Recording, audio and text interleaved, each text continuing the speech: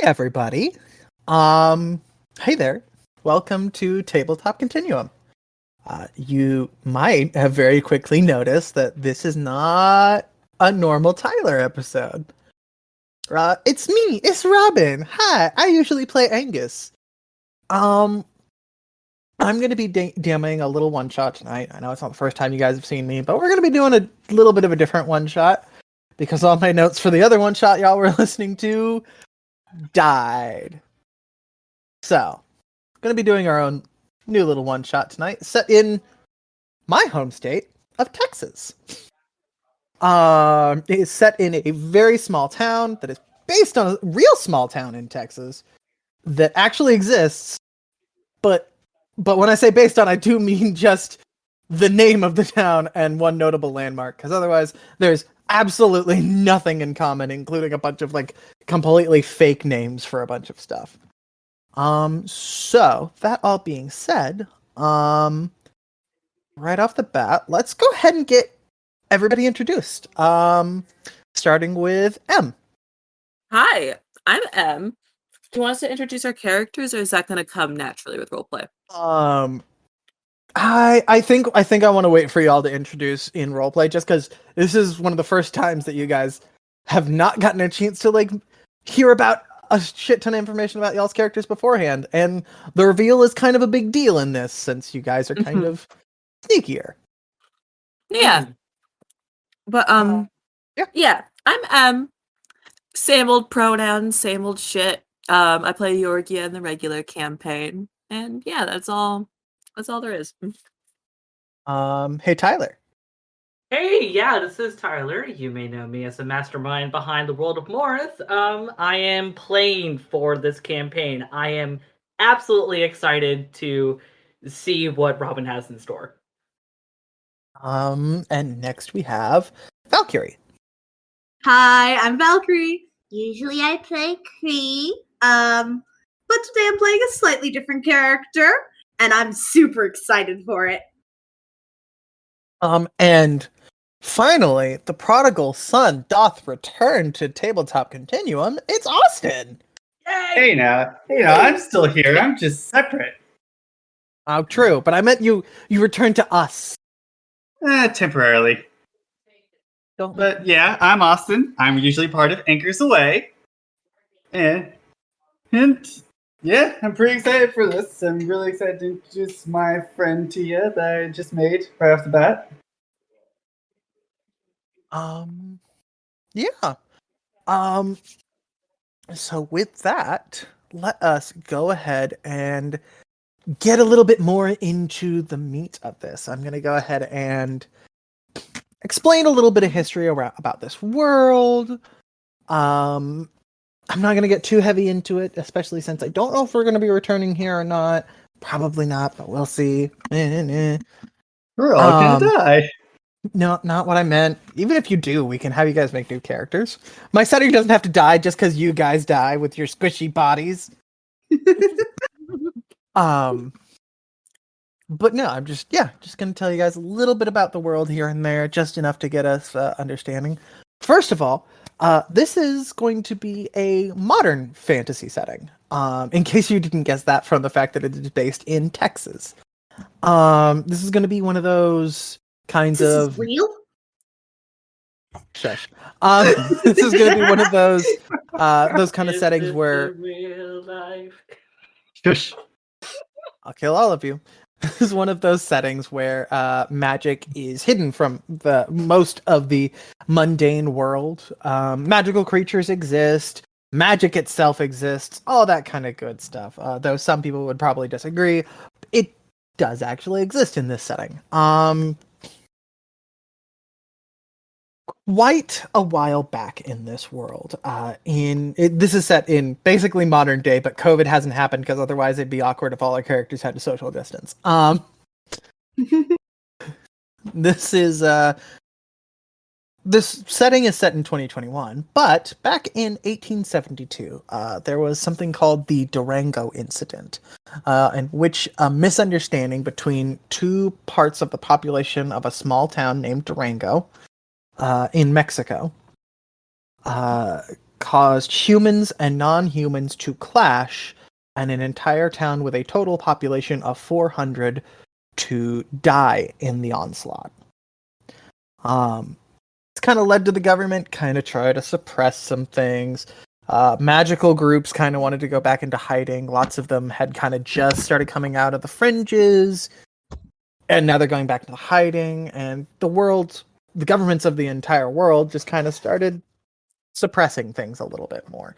Everybody has their own way of doing these sorts of things. The government organization here in the United States is known as the Clockwork Conclave. They do their best to keep the magic world safe, to keep it secret, and kind of keep everybody hush-hush about it that does know about it. If anybody finds out about it, they don't like go out and kill them, but they kind of like suppress whatever it is they're trying to say about it, or figure out a way to discredit them really, really quick, destroy any evidence that they might have, and also to kind of help natural conservation efforts around the country. I mean, how else are you going to have wild herds of, well, not herds, but wild packs of chupacabras running around with nobody trying to shoot them and kill them, making them an extinct species? As an example.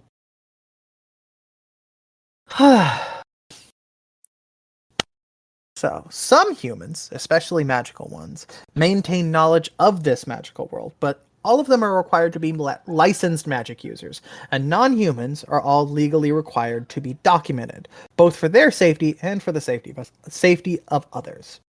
Now, with the Clockwork Conclave being spread as thin as it is, it's not exactly difficult to fly under the radar, and there are some benefits to getting to move freely without the regulations and restrictions put in place. But you also lose certain protections and civil rights most people would deem extremely necessary. The Clockwork Conclave, as thinly stretched as it is, again, is always hiring people from both sides to do freelance work here and there. If you are a non-human who is not able to pass, let's say, you can be registered and pay for legal facades, magical items that will disguise you to look human, so you may walk about amongst the humans. There are illegal facades here and there. Some of them have bad functionality, but they do tend to be cheaper. So, take that for what you will. And with that, welcome to Valentine, Texas.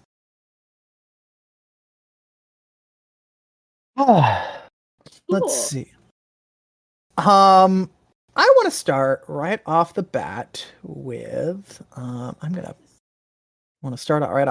with throwing some more music in here because it is so dead silent. Well, listen, we were listening respectfully to your synopsis. Exactly. No, please, Yeah, and also I started moving around and I didn't want to make noise. No, wearing my please headset. shut the fuck up. First of all, not what I said.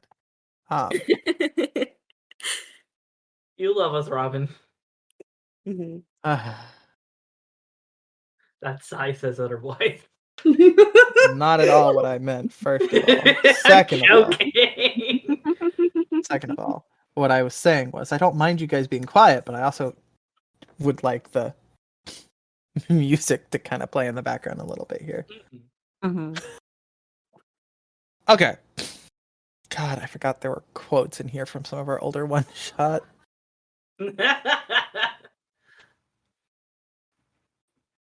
Anyways. So, ignoring my little music there, I want to start with a certain someone who is just getting into town, driving in off the dirt road. Kevin Baker. Kevin. Oh, hi. We're starting with me. Yeah, we're starting with you, dear Kev. Oh boy. Kevin, first of all, how are you getting into town? Like, what is your mode of transportation? Are you taking a bus? Are you driving in? Are you getting some kind of ridiculous ass Uber? Did you carpool with a bunch of like weirdos that you hitchhiked from? Like, what's the deal here?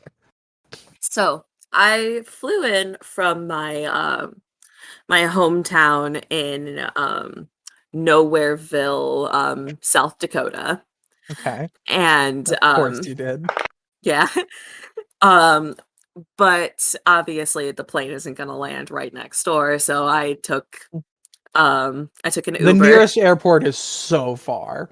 Oh It's god. like the nearest airport is like maybe a full day away. Ooh. I'd probably opt for a bus from the airport then. But yeah, There is a bus, luckily enough. I'm assuming I scouted out the place beforehand and got myself a hotel, like pre-booked a hotel, and I'm probably gonna set myself up in there and get all of my things and all of my equipment together for the coming weeks. Robin, you're muted. I think that they are aware. I did not. I was not. Oh, I hadn't said anything yet, but I'm glad Austin said something because I was about to say something. Tyler did. Tyler said Sorry, something. I had That a was list Tyler. of locations in town, so that I wouldn't have to think of some of them up on the fly. And you said I probably set myself up in a hotel, and I was like, shit, I did not have a hotel. I just made one up real fast. Cool. I mean, it's not like I'm gonna sleep on the park benches or anything. I have standards. As you are riding in on the bus, this bus has basically no air conditioning. And to give you an idea, it is a cool day for the Valentine, Texas area, Jackson County, meaning it is only 97 degrees out. Oh, love that for me. That sounds lovely. And as you are looking out the window, approaching your destination, you see the strangest thing by the side of the road. Yeah, what is it? You see a full-blown Prada store. There is no front door to this place, but there is just a Prada store sitting by the side of the road. A what? Prada, like the Prada company. There's a Prada store. I was like, what the fuck's a Prada store? But no, Prada, store. Okay. Yeah, that's very... why? Are you going to ask somebody? I'm even sending a picture to the chat. You are not in town yet. Town is like another 20 minutes ahead.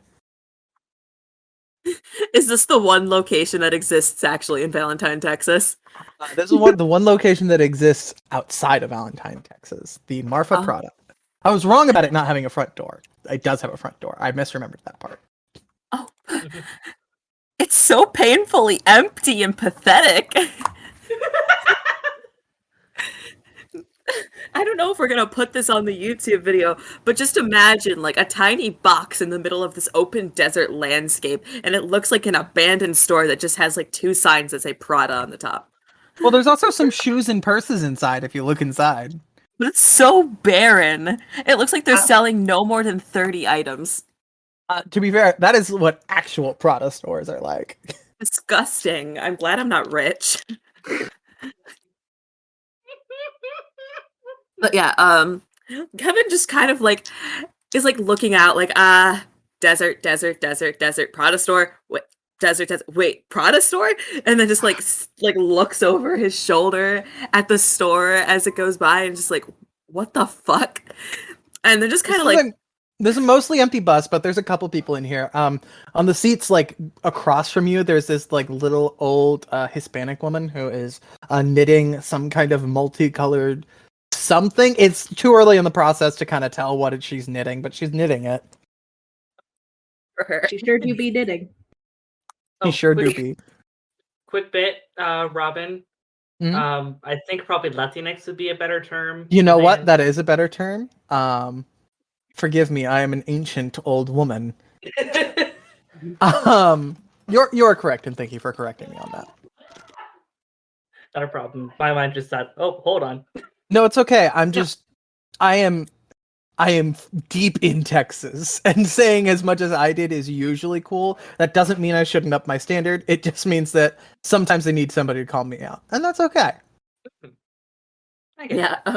Anyway, um, poor old Kevin is just so confused, and just like looks over his shoulder, and then just kind of like looks around like at the rest of the bus for a moment, just wondering if anyone else noticed the Prada store or seems to care about the random Prada store in the middle of the desert of Texas, and then just goes back to what he's doing when he's just like, well, I guess there's a Prada store.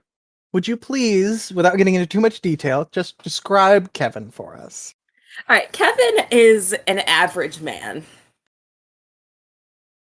That's it. He's That's it. Nothing special. Just some guy. He is basically imagine basic Midwestern white man, brown hair, blue eyes, glasses. That's it. That's Kevin. That's all he is. Does he have any like facial hair situation going on? Does he wear like graphic tees? Like, give me something. Oh, he definitely has like, he definitely wears like t-shirts that are from like various clubs that he was in high school and college, and like graphic tees of like Marvel characters or like aliens that say like I believe and things like that. He also has a very unkempt neck beard. And that's Kevin. Just imagine comics book store owner or like an associate at GameStop. That man, just that's Kevin. If you've ever met the manager at a GameStop, that is Kevin. Lovely. And from that, as Kevin is driving down the road, Riding. we are, riding down the road, I suppose. Mhm. We are going to cut over to two of our other party members, Alex and Chess, both of whom are in their last class of the day. It's like maybe an hour or two before class lets out. This is like one of those professors that it's obviously kind of checked out because you guys are getting kind of close to the end of your senior year, and he clearly does not give a fuck what you're all doing. Okay, cool. So what are the two of you doing? I'm kind of rummaging through my backpack, looking through all the things that I have, because I have a bit of a busy day ahead of me after class. There's some things that I have to do, meet up with acquaintances. It's just a lot. I'm going to. I'm curious as to what Chess is doing. Just looking at him, but kind of figuring he's just taking care of business like he usually does. And it's also making sure to take double notes for him as well. Yeah, because Chess is not paying attention in class right now. Oh, your teacher's not even teaching right now. Oh. Your Hell teacher's like on his phone right now. Ah! What is this class? Just like a study hall right at the end of the day? I mean, it's supposed to be more like calculus 2 or some shit. It's a math class, but it's also like you're at the point of the end of the year. You've already done your standardized testing, so he's just kind of like, whatever the fuck you're gonna do, I do not care. Yay! Well, in that case, then Alex is gonna get bored and go to look at Chess and go, "Hey, what are you doing?" Hey, Al. Yeah, I'm. You know me, just looking at stuff. I have a shift at Wendy's, but I honestly got to call out. There's other things that I have to do. I got to meet up someone at an alley later. Oh. Gotta add a Wendy's to town. You said modern. Okay, yeah, but I had like a little in-town fast food joint. If you had told me that you were working at a fast food place, I would have told you about it. Well, fine. We can switch Wendy's for something else so that it's not on brand. That's fine. You work at Chubby Crow's. Happy Crows. Yeah, it's the I mean- only fast food place in town. There's also a coffee shop that technically has a drive-through, but the drive-through is broken. But Chubby Crow's has a drive-through, the only drive-through in town. Why do I feel like the coffee shop is Jimmy Dean's? We'll We're find not out. sponsored, No, not- Tyler. I know. I'm just thinking of crap at the top of my head. Chubby Crow's. It was supposed to be a chain. It did not end up. Every location in the state closed except for this one. Oh wow. And nobody's even really sure if corporate even knows this one's still open, but they're still getting paychecks. Huh. Someone's still funding the damn place. Who knows? Just for my sake, this is good. We're doing character introductions. So this is good. What chess do you do at Chubby Crow's? There's a lot of different positions you could have. It's a weird fast food place, might I add, too. They have, like, for a small town in Texas, they have a weird amount of, like, vegetarian options. I mean, I would assume that I would be the one at the register. Okay. Have you Either front register or well, I would say drive-through, but you didn't say that they have a drive-through. They do have drive-through. Oh, well, there you go. They are the only drive-through in town. So, that's what you're gonna go not do after school today. Yeah, I'm calling off. I'm being respectful to my boss, being like, hey, I'm gonna call off because I have a closing shift, which doesn't start until a little bit after, well, like a few hours after I get out, because everything is so spaced out in this damn city. But gives me time to be respectful, be like, hey, I'm calling off, sorry. And I'm gonna mess with my voice, make it sound like I got a cough or some shit. I'm pretty sure my boss knows that I'm gonna be faking, but I don't give a crap. This town has a population of like maybe 500 people. Calling it a city is very generous. Okay, village. How about that? Village. No, city. Excuse me. Calling it a city is very generous. Town is accurate. Town. Okay. I misspoke, but go ahead. Go ahead, Alex. Are you gonna be doing anything afterwards then? I mean, gotta check in on my parents, make sure that they're doing okay. After I get back from what other business I have to do, cook, clean, kind of the usual stuff. What about you? You got plans? No, not really. Just kind of maybe the same old deal. Just at home, maybe do some chores. Unless I am able to hang out with someone.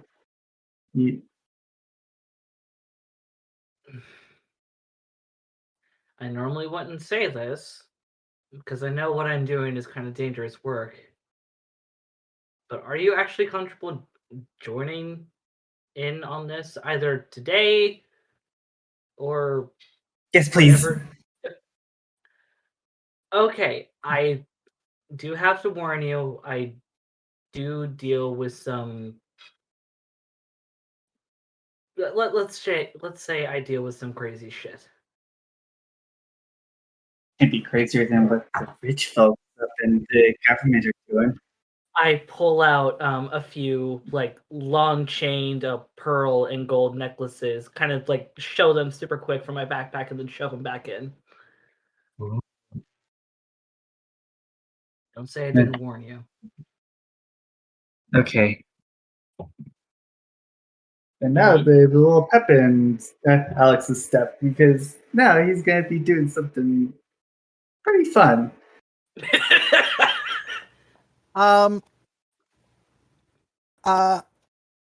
Before we move on to figuring out more about Alex, Chess, last thing. Mhm. Could you please describe your current self?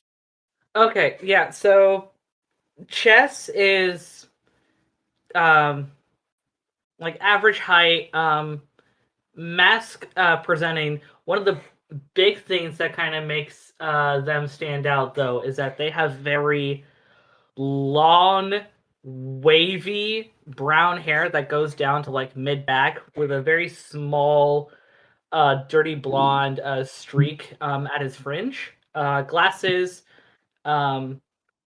short. Sorry, got a burp stuck in my throat. Short sleeve with a very thin sweater vest kind of like thing over it. Khakis, kind of hiking boots, just looking as normal as possible. Fair enough.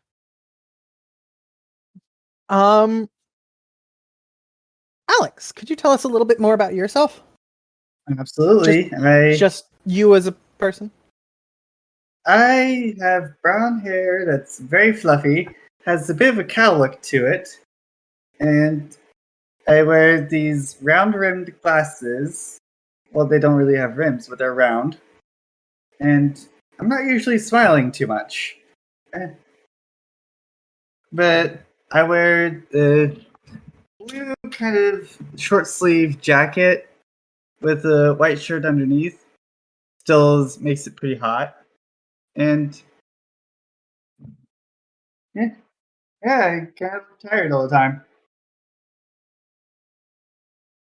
Oh yeah, and I have an earring. I forgot I put that there. Before we pan away from you guys to actually meet our last member,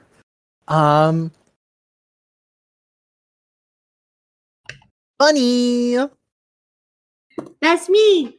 we're gonna meet you in a minute. My brain Hooray! skipped some words. That's fine. While the two of you are sitting in class, I'm assuming basically sharing a desk at the moment, kind of, one person's turned around backwards talking to the other person kind of deal. Mm-hmm. There is a gentleman who is in class with you guys. Okay. Who is named Derek. He is a member of y'all's football team, since that is one of the only things there is to do out here. He walks by, and as the two of you are talking, takes a large cup that he has in his hand and just dumps lemonade in the middle of the desk, spilling into both of your laps. I immediately glare up at him, but not say anything at the moment. He just kind of goes, "Go ahead." I glare at him as well, but say, that's low, even for you. He goes, "Oops, I must have slipped." And then tosses his now still kind of wet, but empty lemonade cup into your open bag, Chess. I am going to kind of sneakily, well, you know what? Fuck it. Not so sneakily. Take it out, close my bag, and then chuck it at his face. And we will kind of leave that scene there, as I'm sure the two of you are going to have like a little rough up, but we're not going to go into full-on combat for that, because that's a lot when I still have a whole nother character to introduce. So, Bunny! It's Bunny! Hey YouTube, it's Bunny. Speaking of which, Bunny, you are, your internet just went out at your new house. Which isn't great for a YouTuber such as yourself. Yeah, no. But you were just saying goodbye to, you were just kind of talking to the repair guy who had come by to fix y'all's internet. Yeah. Neat. So, while we catch you, what do you chat about with this random man who you've never met before, who is in your home fixing up your internet currently? So do you repair a lot of the internet around here? Like, how many repairmen are around here? I mean, it's a pretty small town. Like, I don't know, like, it's not a lot of people. Do you help a lot of people around? Well, normally I actually kind of do IT work for the schools. Oh, neat. But I mean, there's about 500 people that live here, so I kind of just do whatever. I also yeah, I do IT work for the school. I am the entire IT department for the school, and I mean, I figured I might as well fix up everybody else in town since I'm pretty much the only guy that knows how to do this sort of stuff around here. Hey, someone's got to do it, and you don't have any competition, so hey, you got good pay, I'm guessing. You're not from around here, are y'all? I thought y'all moved in recently. Yeah, no, we're from West Virginia. Dad had to move for work. Alrighty. Oh, West Virginia. Gosh, we don't get a lot of people from like West Virginia out here. Do you get a lot of people from everywhere else? You know what? That's fair. No, we do not. We do not, ma'am. If I'm not mistaken, what are you? Somewhere from up near Huntington or something like that? That's just the accent you got going. Oh, well, yeah, a little bit around there. Whoops. All right. Well, just you got any spooky stories from up there? I noticed that you guys have a little bit of a Mothman memorabilia around here. Oh yeah, Dad is a huge fan. He used to run a tour up there. Oh, really? Yeah. He says he's never seen Mothman himself, but he'd always hope to. Talked to a lot of people who did. Or at least they claim to have seen. As you are talking about that, your father is about to walk in the room, but first, let's get a quick description of Bunny, if you don't mind. Bunny as she currently is. Bunny, as she currently is, and I'm still kind of playing with this design a little, because I did just make her today. She's pretty short. She barely reaches 4 foot. She's really short despite her age. She's got these long pigtails that reach like just a little past her shoulders, and a pretty tuft of hair in the front. Her bangs are dyed like a bright pink. She's wearing sunglasses, despite the fact she's indoors right now. They're not very like strong sunglasses. They look more like a fashion statement than they are like for actual use currently. They're more like tinted glasses, yeah? Yeah, they're more tinted than anything. But she's got a large pair of sunglasses on. They're like, how do I describe the shape? It's like oval but pointed at the ends.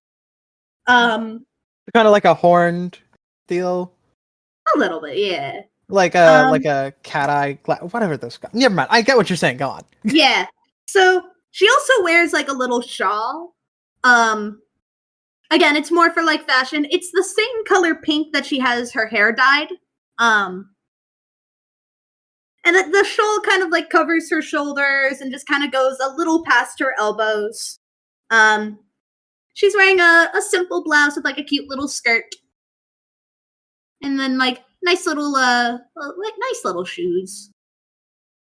A very, very petite girl. And as you are mentioning your father's former tours, your father steps into the room. A very, very tall man with stark white hair, which is a little odd for a man his age. He's not that old. Actually, I was gonna say that Bunny also has like kind of like grayish white hair as well, but it's kind of dyed. Like unsure. Yeah, it's almost definitely dyed. Like, there's no way that's her natural hair color. But he steps into the room. This like stark white hair. He's wearing he has just walked back into the house, and he's wearing this long like charcoal gray like duster that kind of reaches down to his ankles, and these very large circle rimmed glasses with perfectly red lenses as he walks into the house. His like dark brown vest under his shirt, kind of peeking through as he takes off this very large duster and puts it up on the coat rack. And he goes, "Oh, were you guys just talking about Mothman?" Yeah, we were, Dad. Yes, well, you know how much I love him. Yeah, we do. The repairman goes, "Oh, it's nice to meet you, sir. You are tall." Yes, I get that quite often. Right. I'm hoping I get my growth spurt soon. I'd like to at least be half his size. Right. You are tall and unsettling. Well, it's a bit rude, but it's also not the first time. Well, that being said, y'all have a lovely home, and I am finished up here. Y'all should be good to go with the internet. I'm gonna go ahead and step out. Thanks a lot, man. Yep. If you, Mr. Marth, Man. if you wanna, no, I was talking to your father. Okay. Oh no, you said man. I thought you said ma'am. Mr. Man, if you would like to, please send me send me a check up to the school, the IT department, and I will, I will accept the payment. Y'all have a good day. And he steps out, and now it is just you, Bunny Man, and your father, Marth Man. Are you fucking kidding me? Oh my god! I love it. Bunny Man and Marth Man. How was your day, Dad? Your father takes off his pair of sunglasses, which serve as his facade that kind of makes him look like a human. And standing in front of you is your father, the Mothman. What? What? This has made so many things so much more complicated in this Robin. Oh my god! Listen, Robin said I could, and I did. Bunny is the daughter of Mothman. Hey, Valkyrie. Yes. Was the song that you're gonna play Mothman? Yes. I do. Your father gently takes off his glasses and kind of undoes his vest. He still has like a white button up on him, and he goes, "Oh, it was pretty all right out there. I was just kind of checking out the area. I was, they have the conclave out here, and I was going to go check out enclosure number 2. It's actually kind of interesting. They have a whole pack of what do you call them? They have the stripes on them. I can't even. They're very interesting. We should go look sometime." That sounds fun. Now, I hope the internet works for you. Yeah, me too. I'd still like to be able to do my job at least. Of course. I'm just happy you came with me down here. Yeah, of course, Dad. Oh, we're gonna have so much fun. Oh, and It's he definitely different from West Virginia, that's for sure. Yes, well, it's a little hotter up here. Yeah, and I won't lie, I'm missing the trees. Well, we got some trees out here. It's not a full-blown desert, but yeah, it's a little bit more barren. Yeah. We'll That have to being take a vacation at some point, somewhere further north. Unfortunately, maybe not West Virginia for a little while, but, somewhere with forests. He walks over to you, and he wraps his large black wing-like structures around you, and he kisses the top of your head, and he says, I'm really happy to have you here, my little lamplight. I'm happy to be here with you too, Dad. And that is where we are going to move away from that scene. And we're gonna meet back up with Kevin again. I hate everything. What's wrong? What's wrong? What's wrong, Em? I would say, but it's a spoiler. So you your bus just pulled to its stop at the station. Cool. You are in the middle of I don't want to say bumfuck nowhere town, but a bumfuck nowhere town. Cool. The nearest things to do here are either in town or some Prada store in the middle of nowhere. Really, I didn't notice. I didn't notice a Prada store. Where was that? Is that on the way? Yeah. But yeah, Kevin looks around and starts lugging his bags over to the hotel, which is probably the only hotel in town. It is the only motel in town. Motel, okay. Yeah, where? no kid. How many bags did Kevin bring? So many. Just an unnecessary amount to just drag through town. Yeah. Yeah. I feel like an old man is going to like mumble. He's not from these parts, is he? Definitely. You don't even have to question it. There's just some old man on a porch. You don't even know why there's a house out here, but he's just rocking back and forth in a rocking chair. Goes, that boy ain't from here.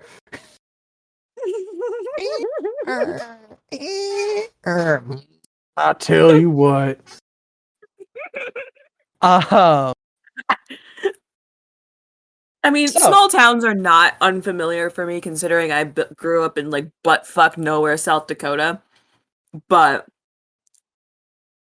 it still feels a little weird, and I'm uncomfortably hot, lugging like 3 bags. One's a large suitcase, and then like a hiker's backpack that's full of who knows what, and then like another backpack that I'm like slinged over my other shoulder. I look so uncomfortable as I'm walking towards the hotel. And when I get in there, I'm just like, once I get close, I'm like, oh, I just cannot wait for the air conditioning when I go inside. And I go inside, and is there air conditioning? There is air conditioning, finally. Oh, thank fucking God. I just like, I visibly like relax with like the AC. And I approach what I assume is the desk, and I'm like, "Hi." You walk up to the desk at the Maxi Marty Motel. Love that. Yeah, I'm like, "Hi, I have a reservation for Baker." I just look so tired, so fucking tired.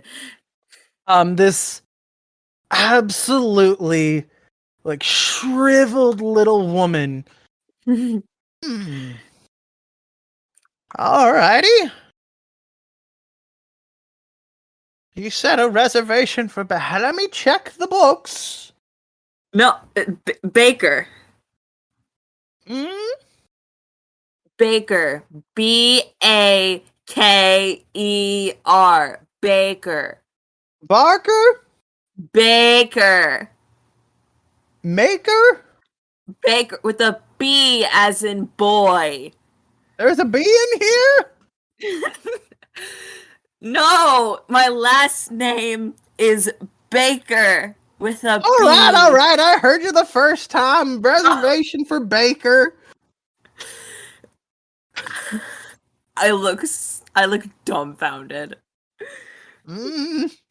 She takes that very, very wrinkled hand. You can tell this woman has worked in some sun in her life. She is not only pruned, but she has some relatively sun-spotted skin.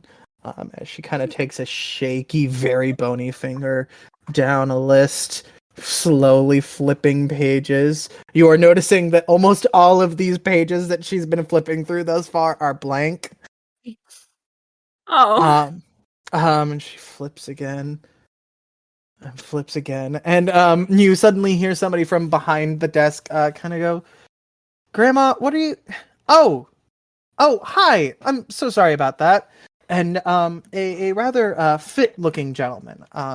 He has a darker skin, and he's wearing a bit of a tank top right now. You can tell he just came inside from doing something outside. He's wearing some athletic shorts, and he goes, "I'm really sorry about that. Grandma sometimes, I can't tell if she likes to mess with the guests or if she genuinely doesn't know what's going on. Sometimes it might be a bit of both." Understandable. Welcome to the Maxi Marty Motel. I'm Marty, and this is my grandmother Maxie. I'm going to assume that you are Kevin Baker, and before you ask how I know that, you are literally the only person to have reserved a room in the last couple of months. I mean, I can't imagine why. There's so much to see. I mean, we have a couple things. I mean, there's the Prada. That's kind of interesting. We got some tourists for that for a little bit when it first went up. Why is there a Prada in the middle of the desert? I don't know. It's some kind of like art installation, I guess. Some artists put it there to like show the vacancy of capitalism or something. I don't know. Okay. But it's an art installation. Okay.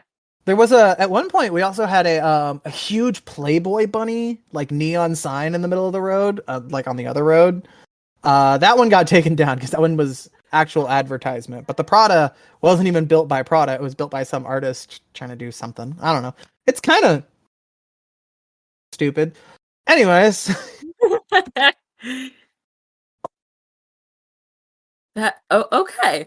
But yeah, it is much hotter than I thought it was going to be, and I would love to just lay my bags down if I'm being perfectly honest. No, I completely understand. Here, and he steps around the counter, and he first of all he grabs a key off the wall, like an old school looking key, and he kind of puts it in one of his pockets, and he walks around the counter, and the heaviest of your bags, he just effortlessly like lifts onto one shoulder.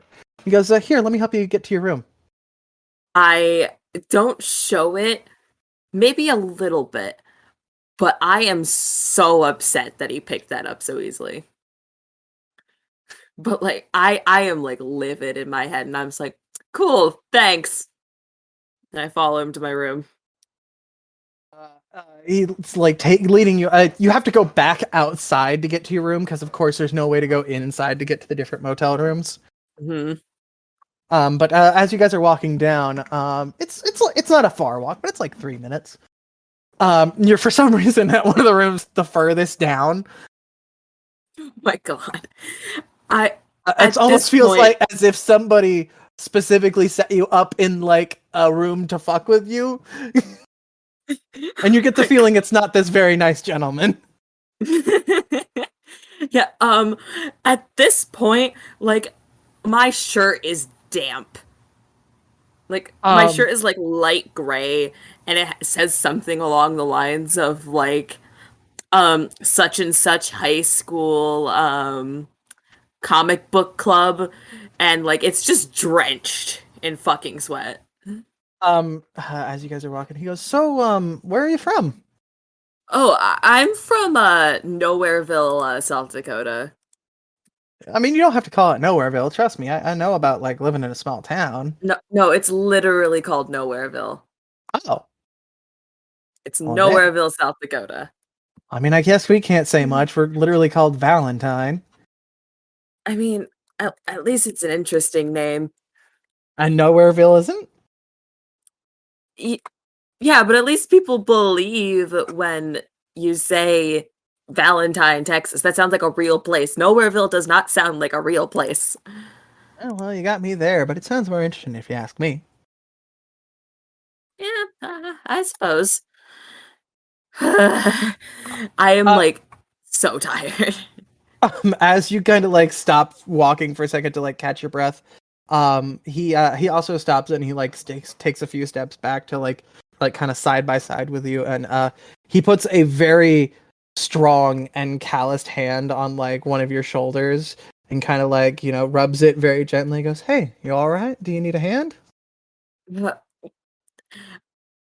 brain short circuits for a second, and then he kind of he doesn't rudely step away, but he kind of shrugs off his hand and is like, nah, I'm fine. It's just a long flight here, long bus ride, just long everything. Well, what even brings you down? Well, come on, what even brings you down here? Well, I am. He thinks for a second. I'm an archaeologist, and I'm looking for something.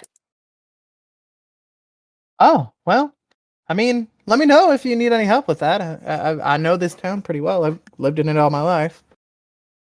Well, thank you for your kindness. He shows you to his room, and without even asking, he reaches into his own pocket and unlocks it for you, and he steps inside to kind of set your bag down. All right. I immediately set my bags down as well, by the bed.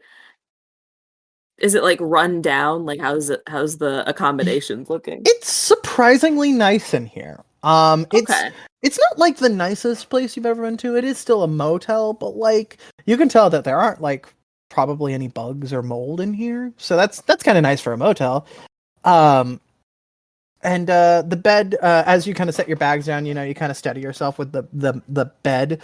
It actually feels pretty soft. It not the softest you've ever felt, but this could be a bed in somebody's house rather than a shitty spring mattress somebody found on the road. Okay. I am feeling less shitty about my situation, and I set down my bags. I immediately hunt down the air conditioner. It's already down to fucking 60. He kind of points to he starts to point to the air conditioner. As you walk in, it feels like somebody actually turned on the AC for you today, so it's already cool in here. But it certainly can be colder, so you do turn it down a little bit more. Mm-hmm, I do. And as I feel it getting colder in here, I visibly look so much better than I was just a few minutes ago. He actually steps he closes the door behind him, and he steps to the other side of the room, pointing out a few things. He goes, there's actually a separate room for the kitchenette in here. We know you didn't pay for it, but we went ahead and gave you the nicer suite that we have. Usually it costs a little bit more, but what else are we gonna do? Yeah, thank you. Yeah, no problem. Separate kitchenette. It's in this room right here, and on the other side right here is the bathroom, and there's a little a little washer in here. We don't have a dryer, but we do have a clothing line outside, so if you want to air dry some stuff, feel free. Don't know how long you'll be in town. Your stay looks like it's only for about a week. If you end up staying longer, you aren't going to break my heart. And he steps into the bathroom, and he goes, here's a tub shower kind of situation. You flip on the shower like this. We do not have a very strong hot water heater out here, as you can imagine, but we did decide to add a water chiller, so the cold water actually runs separate from the hot water. Okay. So you can take yourself an ice bath out here. Right. As he's walking towards, he hands you the key, and as he's walking to the door, he goes, "Did you have any other questions for me?" No, not that I can think of. Thank you so much for your hospitality. Of course. As a reminder, my name's Marky. You can just call me Mark. As he has the door open and he's about to leave, he kind of looks over at you and he smirks and he says, "Just let me know if you need a hand with that shower, all right?" And he winks at you and he closes the door. Oh, I immediately my face becomes flustered, and then I pause for a moment, just shake my head and brush it off, and then immediately go over to the window, close the blinds, and get to work. So you are about to close the blinds. Oh. You see something, Kevin. Oh, what do I see? You see a black shape with red eyes zoom in the sky overhead, quickly past. I get to work even faster. Are you what does getting to work mean? For actually, you know what? We're gonna cut away from that scene so you can tell me what getting to work looks like for you. And here in just a minute, tell me what kind of nonsense equipment and whatnot you have with you. All right, cool. I will take the moment to think about what this is gonna look like. I definitely didn't come up with this character like 3 hours ago. Right here, we're actually going to take a tiny little break. You guys feel free to chat amongst yourselves. Kirk, you may want to cut out the chatter, you may not, but Robin has to pee either way. If one of y'all wants to like leave a marker here, like actually I will right now. Marker. Just so you know where to cut, Kirk. There you go. I'll be back. Y'all can chat or whatever. Yeah. I'm gonna go get some water. I'll be right back. But yeah, there's a little sketch of Bunny, how I kind of imagined her when I described her. I love her. I wish I put more love in my character. I can't wait to show you what Bunny also looks like, because I like her other design even better. I'm still trying to figure out how she's supposed to wear clothes like this, but I will show you what she looks like eventually. But let me go get some water. I will be right back. I want you guys to know I hate Kevin. I hate him so much. Why? Why? You'll understand. You'll understand. Is he a cryptid hunter? No. Is he another Ross? No. Okay, well, I'm gonna get some water. I'll be right back. He is a whole different breed. So he's an incel. Don't worry about it. You'll understand. You'll understand. I wasn't a no. I wanna know. Nah, you do not want to know. Why do I always make characters that I hate? Like, I always make characters that if I met them in real life, I would hate them. Because you want to see them improve? Maybe? I don't know. I'll tell you one thing. My character is kind of a representation of my past self. And he was a dick. Yeah. So I'm with you on hating the character. Yeah. Chess is a rough caricature. I'm back. I guess welcome back. Inspired by, I guess, like teenage angst. Namely, also if you probably didn't get the Linkin Park reference, probably in memory of a certain someone. Yeah, fuck. I know Kevin. I've met Kevin. Is he like the stereotypical like stupid Kevin, or? I wish. Oh, that would make him more redeemable. No, he's definitely redeemable. I will say that much. He is redeemable. It's just he's insufferable, right? Oof. I can't wait for more of this. I'm excited. Same.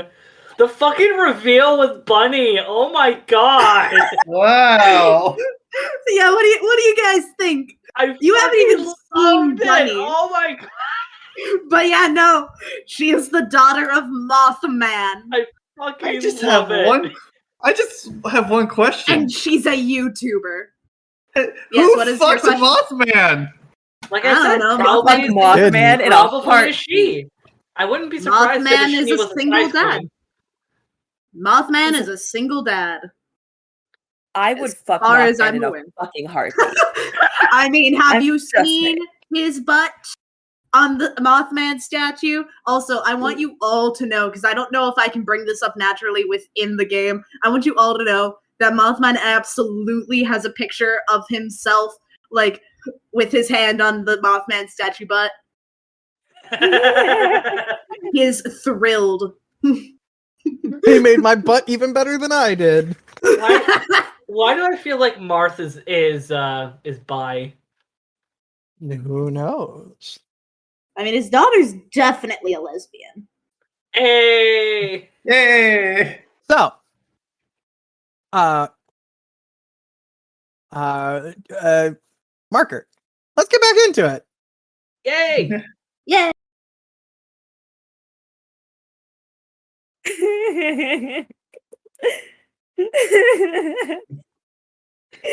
You okay there, Em? Yeah, I Em said just messaged something. me things. Yeah.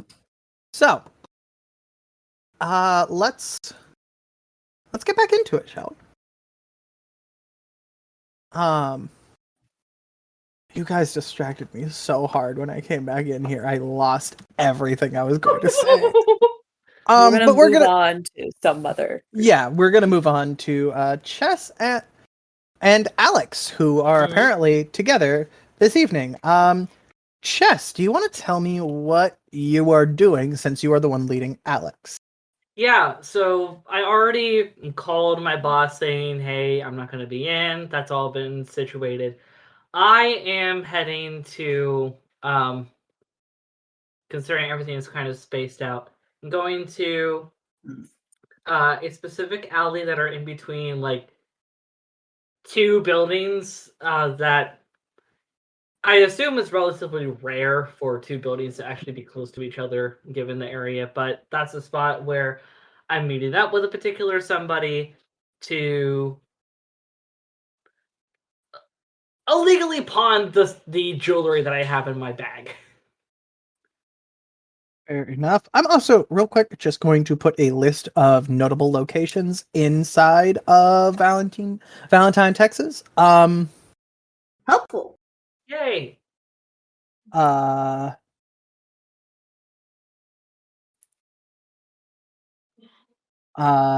Please nobody comment on them yet. At least out loud, just because we are Okay. in the middle of things. Alright. What are you selling this jewelry for any particular purpose, or are you just like selling it because jewelry?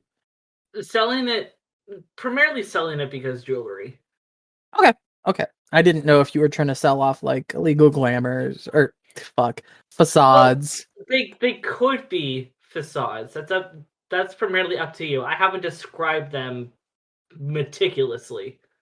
I mean, it's up to you whether or not they are or not. I don't know if Chess would even have access to those.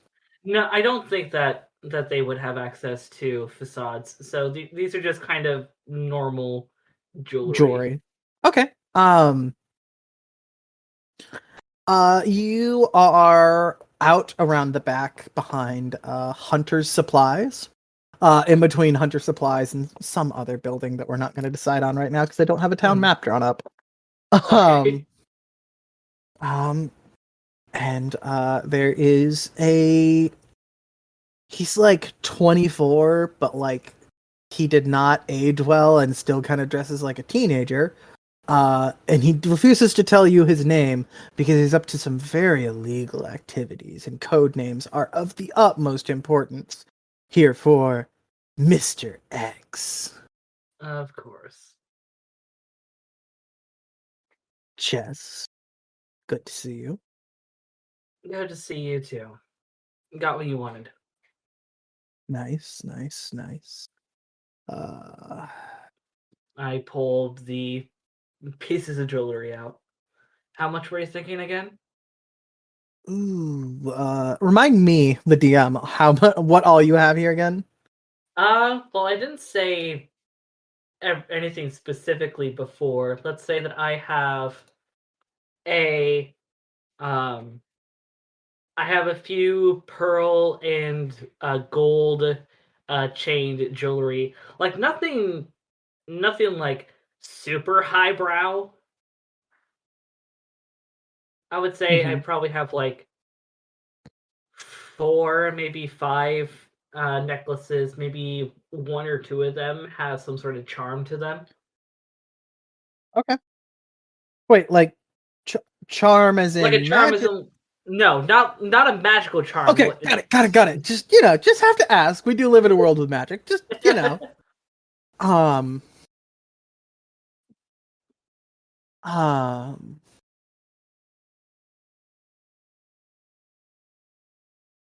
As I'm pulling these out of my bag, I kind of comment, I'm surprised you didn't want me to grab anything more risky.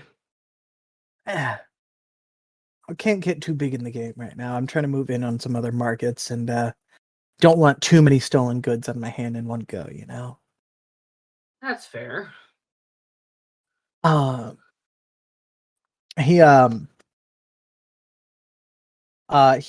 hands you $250.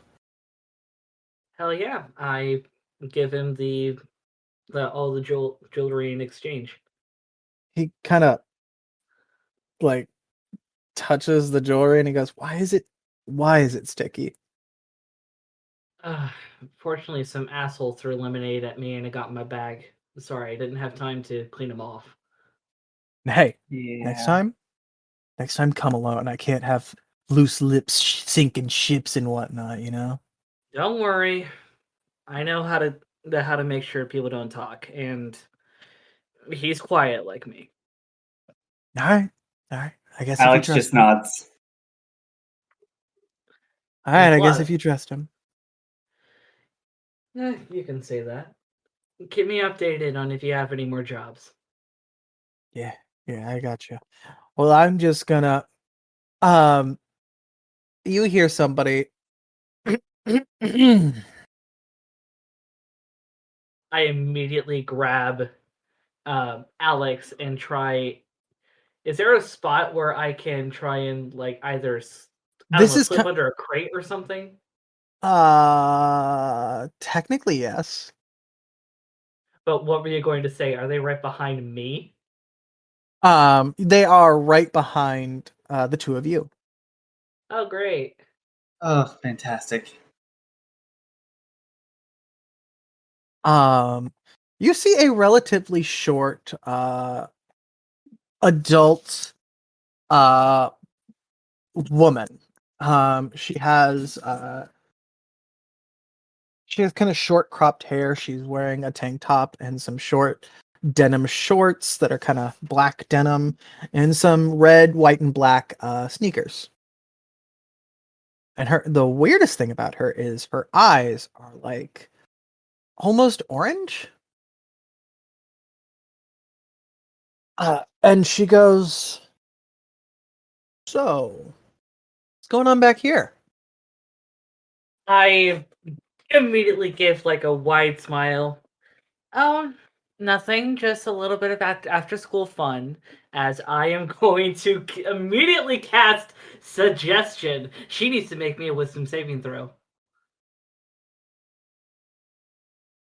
I'm gonna just check something real quick. You know what I should have done? No, wait, never mind.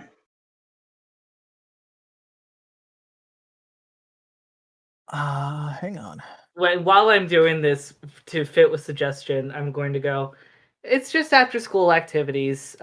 Little last minute change of plans with one of my teachers. It's nothing. Nothing to worry about. Why don't you? What was head it you off? cast again? Suggestion. Can you read off suggestion to me real quick? Well, because I'm also trying to save. Like towards the end, I'm trying to go. Why don't you just head off? This is nothing to worry about. No, Just, I get that. Can you please read the spell to me? We suggest a course of activity limited to a sentence or two and magically influence a creature you can see within range that can hear and understand you. Creatures that cannot be charmed are immune to this effect. The suggestion must be worded in such a manner as to make the course of action sound reasonable, asking the creature to stab itself, throw itself onto a spear, immolate itself, or do some other obviously harmful act, ends the spell. Your spell hits her and fizzles. Oh.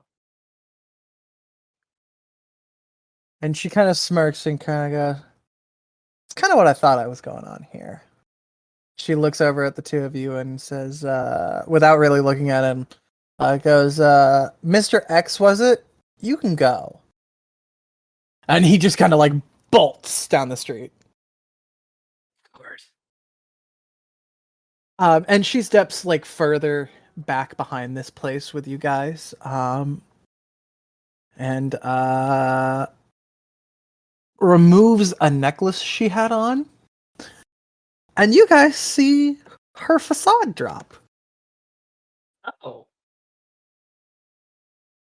As two massive wings unfurl from behind her back, and a great sword that looks like almost twice as big of her kind of like comes off of her back, and she kind of like just chunks half of it into the ground to kind of lean against as she talks to you guys. Goodness hells. I am going to cast protection from energy on Chess. She's gonna dispel that, ain't she? She doesn't even bother it. She kind of flicks her thumb across a badge that she has on her tank top.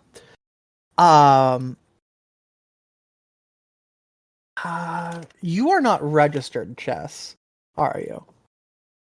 You and I don't believe we said. Oh no, we that. did. That's right. That was like a whole big thing for you. Yeah. I do not remember. Alex, are you registered? I don't know if we said. Well, on the fly, decide, are you registered or are you technically illegal right now? I mean, I think I'm registered. I hate it, but I'm registered. Okay. That sounds like the kind of thing your parents would probably make you do. Yeah. You both, one because you've been hiding from them, the other because you had to sign up with them, recognize this badge, a series of gears in a circle, as Clockwork Conclave. Okay, Oh. there. And she goes, I'm not here to arrest anybody. I'm not even here to ask why a certain somebody is unregistered. And why are you here? Maybe you should chill out a little bit. I'm not here to hurt anybody, but man, And why if the you piss sword? Oh, I just carry it with me everywhere. It's kind of like bound to my body. I can't really just drop it off somewhere. With that, Alex does ease off a bit and go, okay, that's fair. So why So, show you're part of the system then? What you got? Wow. There's some things we need to talk about. And it's kind of an all hands on deck situation out here. With some discretion necessary. There's some well, as I'm sure the two of you know, the area surrounding little Valentine here has some enclosures for some endangered wildlife, or cryptids as some people might put them. And it's also a safe haven for a few folks kind of like yourselves. We've had a breakout from one of the enclosures. How bad? We have had an entire pack of cactus cats get loose. Wow. Yeah, enclosure 6. Not great. Thing is, you're pulling a whole bunch of high school kids to do your dirty work. Is there going to Oh, be no, any no, kind no, of no, no, no. compensation? You guys are gonna get compensation. Don't you worry. We'll talk about it in my office. Where would that be? It's the Marfa Prada right outside town. Did you really not know that was where our base of operations was hidden? I tend to Yes and avoid the no. I topic. just speak to myself and like to play stupid. Fair enough. Anyway, guess you got us, Miss. What's her name? My name's Nazareth. Nice to meet you, Naz. Yeah. I wouldn't say the same.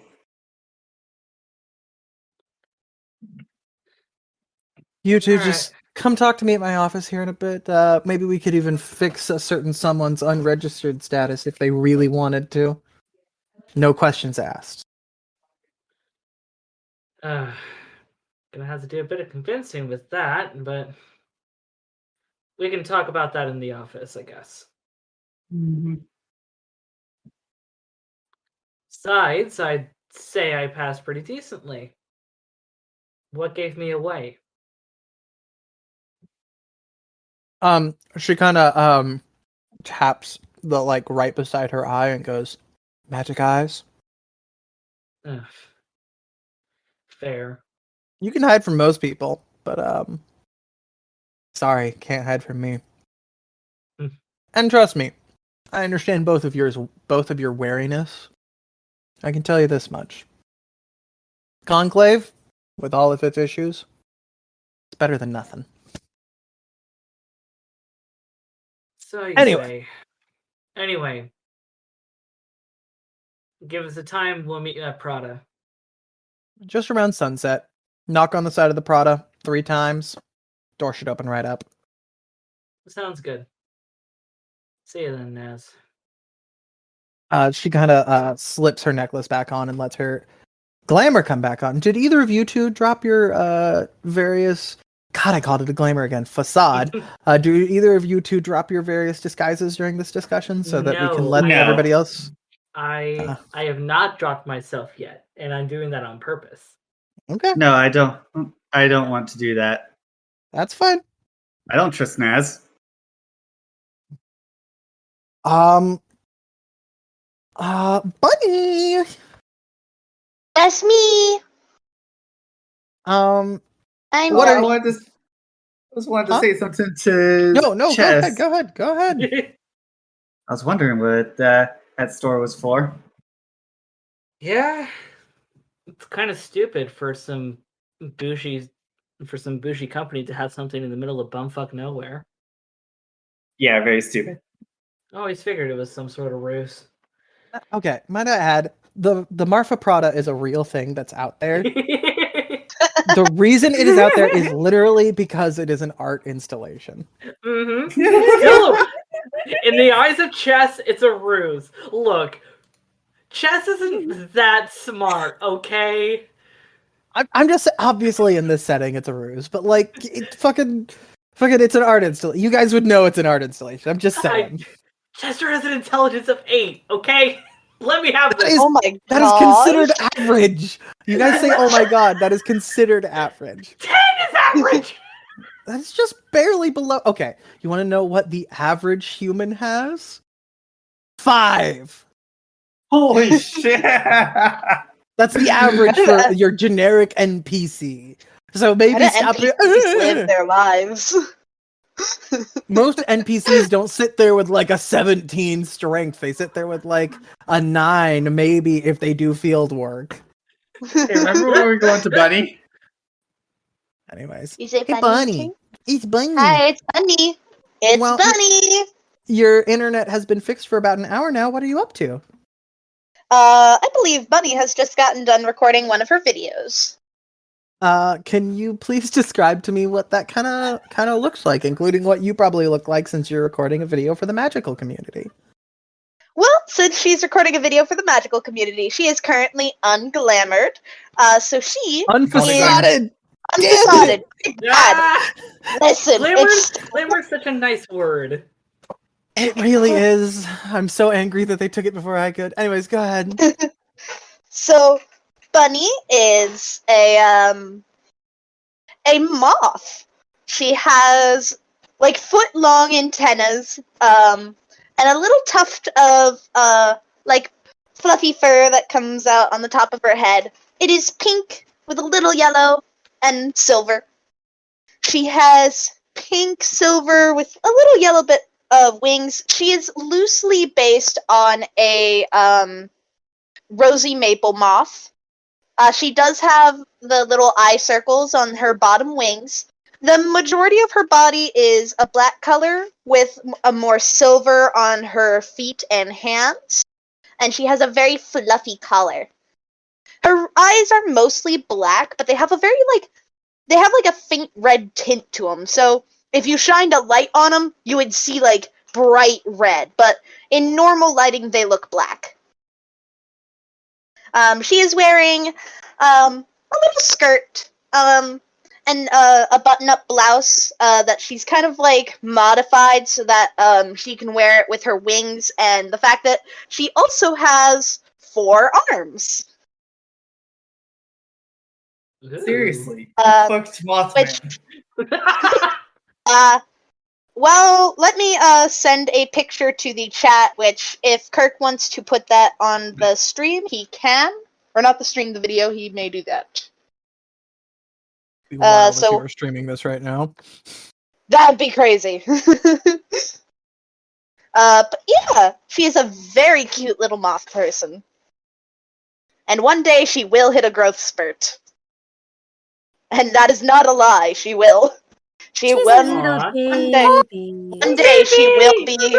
One day, yes. One day she will be at least as tall as her father, and her father's like at least 6'10". Wow. Oh no, her father's like 7'6". Oh. Oh, you're right. You're absolutely right, Robin. I'm a coward. He's 7'6". I said large, tall man. I meant large, tall. But why do you think the internet repair guy was like, you are unsettling? It's not just because he has white hair and creepy glasses. He's 7'10", thin as a rail, and wears almost all black wrapped around him with these like huge circle eye lenses that are like red, and you can't even see his eyes through them. You're right. He is a tall man, and Bunny is like literally not even 4 foot currently. I mean, she's like 5 foot with the antenna, but like she's like barely 4 foot. But yeah, that's sort of an example of like the outfit she sort of wears. But yeah, she is getting done recording a video. She does like a lot of mixed content. And I think she just got done recording like a little review and a sort of let's play sort of a game that she recently got. She does a lot of horror games, honestly. You wouldn't think by looking at her, but she does a lot of horror games, but that's not all she does. She does a lot of like different content, both for the magical and non-magical communities. But she is just now signing off to end her recording, which kind of sounds a little something like this. Well, that does it for today. Thanks for coming along with me, you guys. Bunny out. And she ends the recording. It was very cute. Well, what's Bunny's plan now? Oh, I think she was gonna go hang out with her dad for a bit. She knows that this whole sitting to move to Texas and, you know, having to like move everything and go to Texas has been pretty stressful on him, and she wants to spend a little time with him. In fact, like maybe they'll go to see those stripy creatures he saw or he wanted to see earlier, because she also wants to know what he was talking about. So she's gonna go see what her dad is up to. As you are walking to the living room where your father is, there is a knock on the front door. Bunny, she keeps her glasses with her sunglasses, which are her facade. She keeps them with her, and she quickly just like flicks them down over her head so that she is facaded. And then she looks to her dad to make sure that he is facaded before heading to the door. He just kind of does the same thing you do and just... Alright, so she heads over to the door, and she can't reach any eye holes. So she just kind of like... I imagine there is the chain lock on the door. So like, she doesn't unlock it, so she opens it just to see like who's there. You recognize it. It is Nazareth. She was the caseworker who helped you and your father move to Texas after that little incident of getting spotted in West Virginia. Yeah. It was a pretty big sighting too. There was like a group of school children, so like it was enough to make you guys have to move. Yeah, not his finest moment. But once seeing that it's Nazareth's bunny's like, oh, hey Nazareth, one moment. And closes the door, jumps up, gets the lock, and then opens the door properly. Well, she's facaded right now. She doesn't know who's outside. She's being extra careful right now. No, that's fair. That's fair. You open the door and Nazareth steps in and she goes, thanks. And she kind of sighs as she looks over at your father on the couch and says, we need to talk. And your father looks kind of nervous. Why do we need to talk? Bunny just kind of like closes the door behind Nazareth. Dad? What? You've been here about a week, yes? Tell me why. Yeah? Tell me why I already have 3 sightings reported. Dad? And your dad just kind of like pretending he's not hearing anything, slowly raises the book he was reading a little bit higher.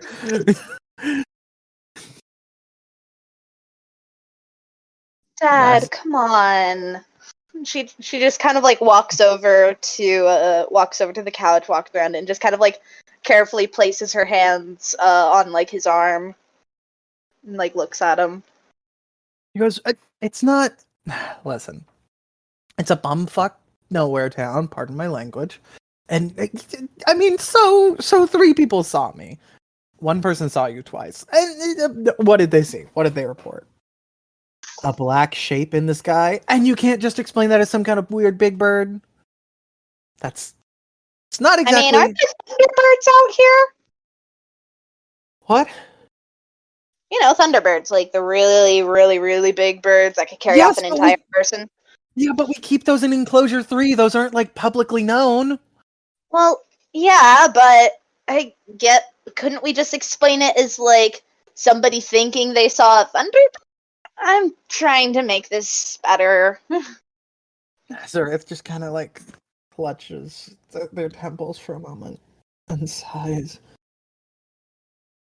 You know, see, I'm not even that upset about 3 sightings because you're right, we can't explain them away.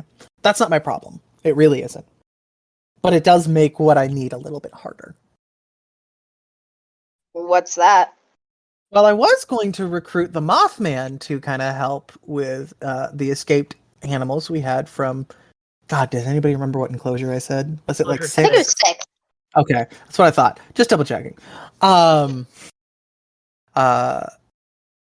We have some escaped cactus cats from enclosure 6, and we kind of needed... Yes, we needed some help wrangling them again, and I thought Mothman, especially with his aerial capabilities, might be able to help with that. But now that people have been watching a certain black figure streaking across the sky so much recently, we don't exactly have time for that. So, do you mind if I just unfacade here? It's been a long day, and I kind of want to close usually.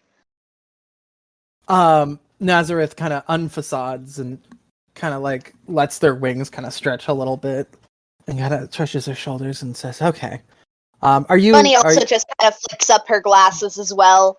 They're kind of like just resting on her forehead, but she is unfacaded now. Mr. Marth does the same thing with his glasses, and all 3 of you are kind of sitting there unfacaded. And,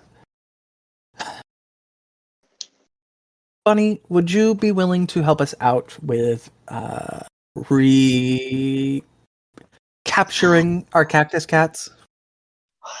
Really? You want me to help? I mean, you're perfectly capable as far as I know. I mean, your father is quite a bit more powerful, no offense, but I mean... no, that take me, absolutely.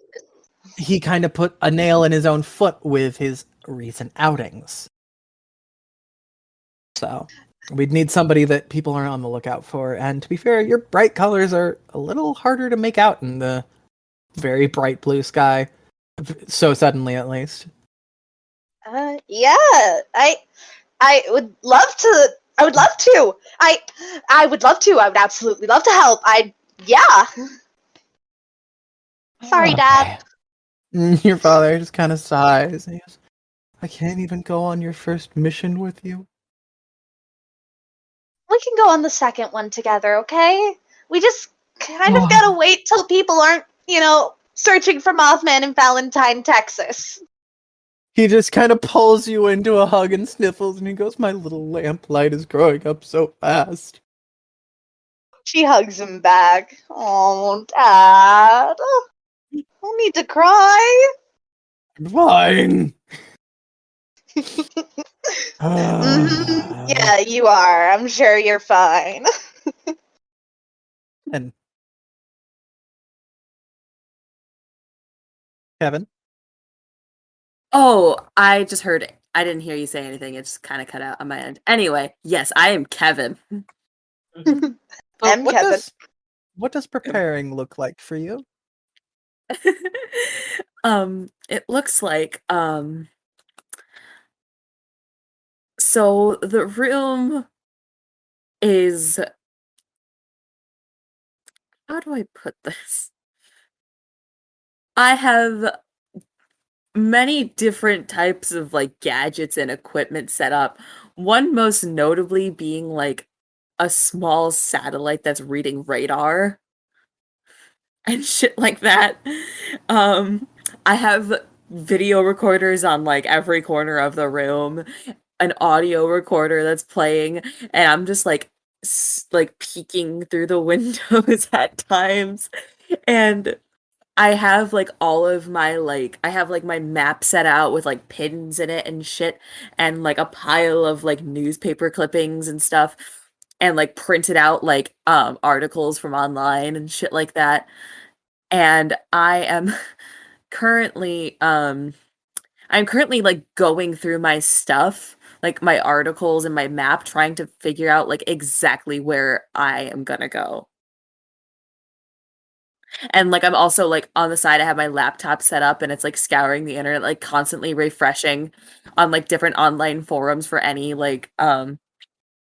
sightings of anything weird around Valentine, Texas.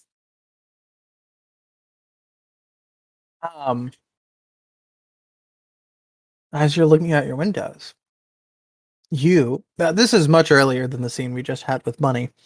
Mhm. You see that black shape again with the red eyes. What the fuck? You know who it is. I do know who it is. Even Kevin knows who it is. Mhm. What are you gonna do about it, Kev? I am going to I'm going to grab some things. I'm not gonna I grab a few things, particularly a backpack that has some supplies. I'm intentionally being vague. I have some shit in my backpack, and I'm once I see the the figure fly by again, I start following. Not blatantly, I'm not like chasing it, but like I like am like methodically like stalking this figure as I see it going down. After a while, you get into the housing district of Valentine, and you manage to follow it and watch it land somewhere in somebody's backyard, out behind their home. It's a nice house too. This is a 2-story house, one of the only 2-story houses in Valentine. I watch. I like hide behind. Are there bushes in Texas? Yes, there are bushes in Texas. God, you guys. I love how you guys picture my state as like sand dunes out here. It's just sand and like dead shrubbery and like cactuses. That's Texas in my head. Yeah, That is like not what our state is like. I've never been and I never want to go, so I wouldn't know. Um, I um I hide behind like a bush, like near the near the near the fence, like in this backyard, and like watch to see what it's doing.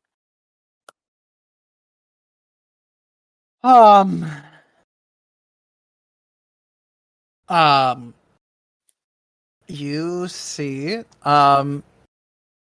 you notice that there is one of the blinds on one of the windows towards the front of the house, has a slight bend to it, so you can try and kind of see into the house.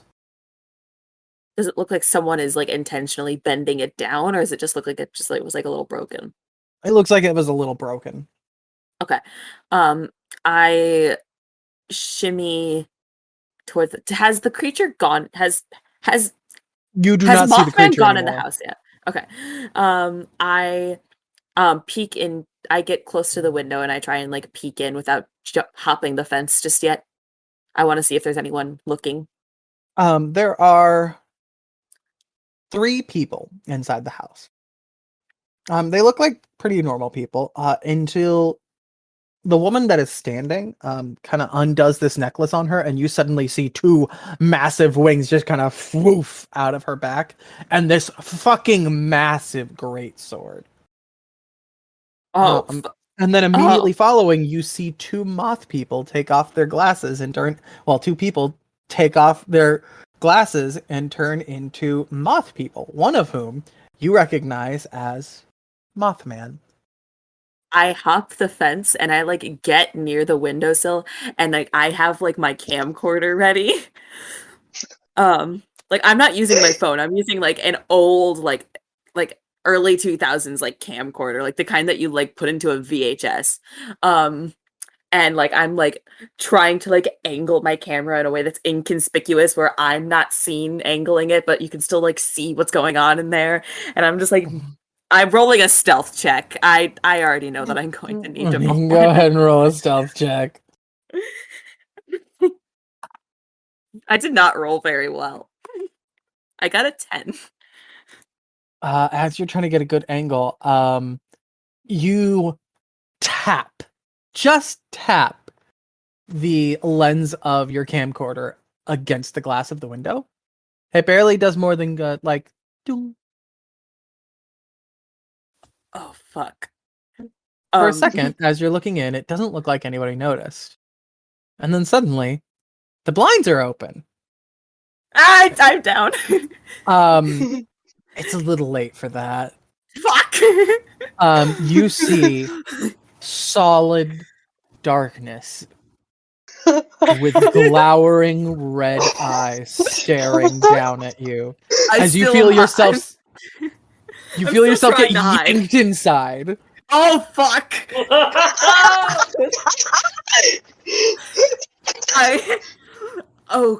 Well, considering what I believe to be a dangerous, malevolent creature just grabbed me and yanked me into a house, I am like unsheathing.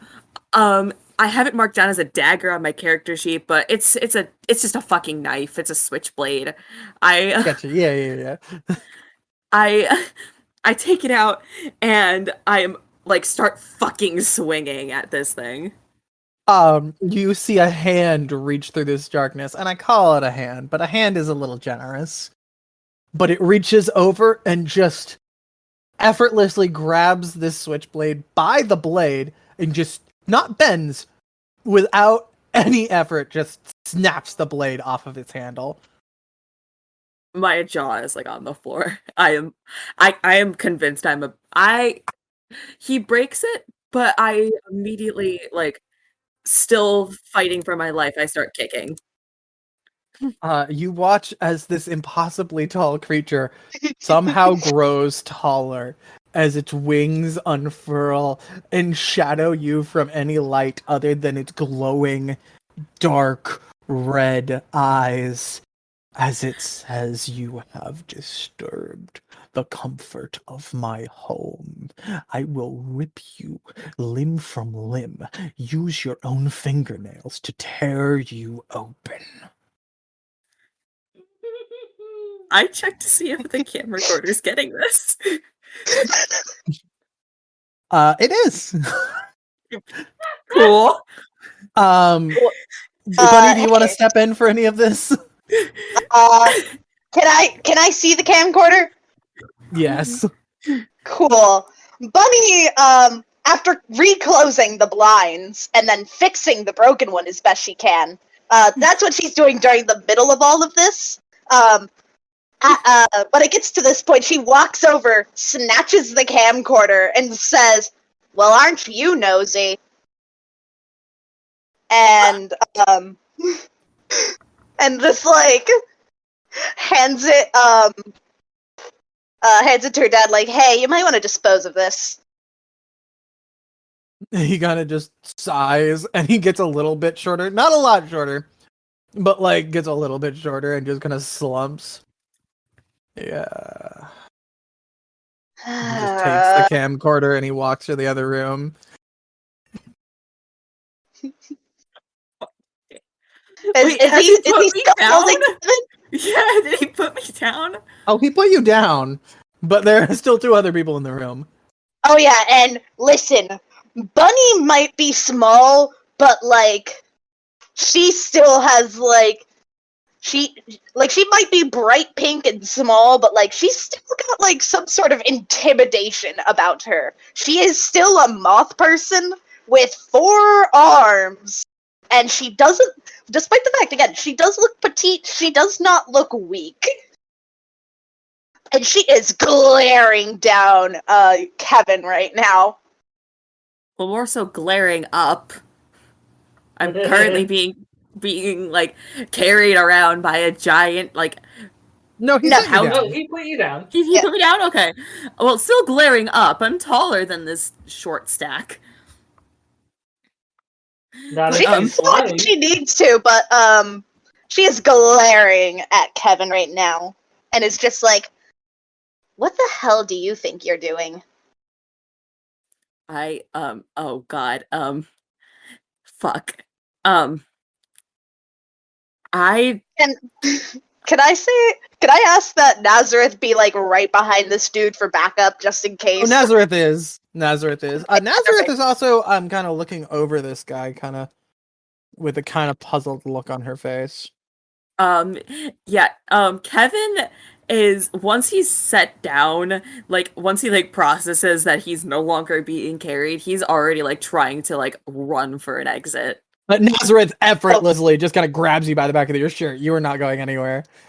God fucking damn it. I'm still fighting. Kevin may be an idiot, but he still has fight in him. Naz, dude, chill. Would you just like calm down for a minute? You are a spaz. I am hurt. Naz kind of goes, huh? You know magic. Being reminded that I know magic. Oh fuck. Wait, so you mean this isn't what are you a gonna do? regular human? No, this is not a regular human. I was not expecting that. I'm going to might have to move again. I'm gonna use Mage Hand to like take something from like the coffee table, like preferably like a lamp or a mug or like something that would like hurt if it hit you in the head, and just like Mage Hand it to like hit Nazareth. Let me see. You can. Can I do that? I'm double checking. I'd never played a spellcaster before. You can't. You cannot attack with it. Damn. That's technically an attack. Damn, you're right. It is. Ugh. Fuck. Okay. You do not have a lot of hurdy spells. I don't have a lot of hurdy spells. You did not prepare any of your spells for today, or your cantrips, for that matter. Well, I don't know what I'm doing. I've never played a spellcaster before, so I didn't know I was supposed to like, if there was like a specific thing I was supposed to do to prepare them. So there.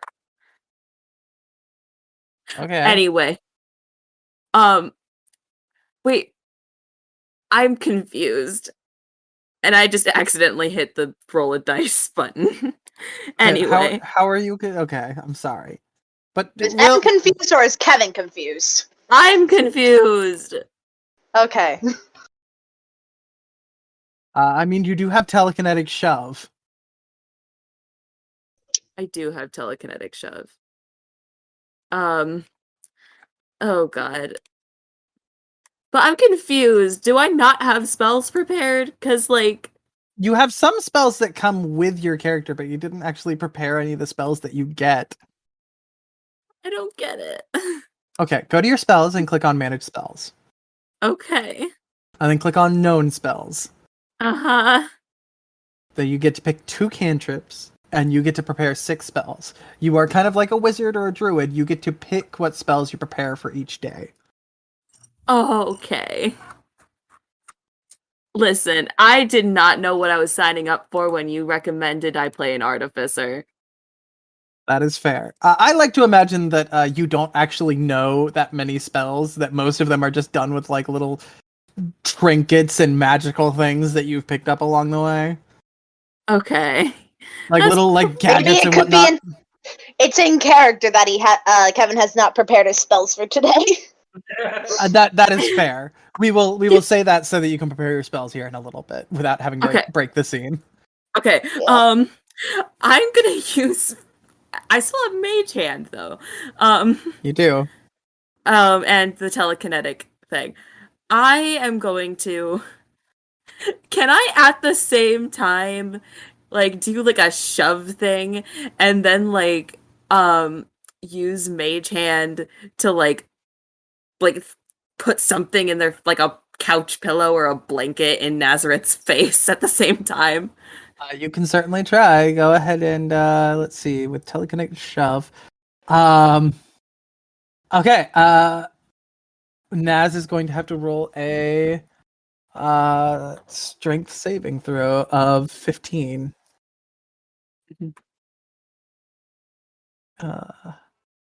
Okay. Sorry, trying to find people's stats. You will not really like what Naz gets to add to that. I don't think I will. Kevin needs to learn how to choose his battles. This is not one he can win. This was not a battle I intended on fighting. Naz definitely succeeds. No, they don't. Oh, yes, she does. I love yes, Nazareth. she does. I love her. As you kind of shove her a little bit, she kind of goes, "What the fuck are you?" You know, I should be asking you that question. No, you're the one in our house right now. I think we're gonna ask the questions. This may be your house, but this is my world, and you are just visitors here. Oh, you're one of those people. Wait, what do you mean your world? I'm not fucking stupid. I know what you are, and you are not from here. Okay, hang on. He like snorts and is like trying to hold back laughter right now. Hold on. Tell me, what do you think we are? I just need to hear it.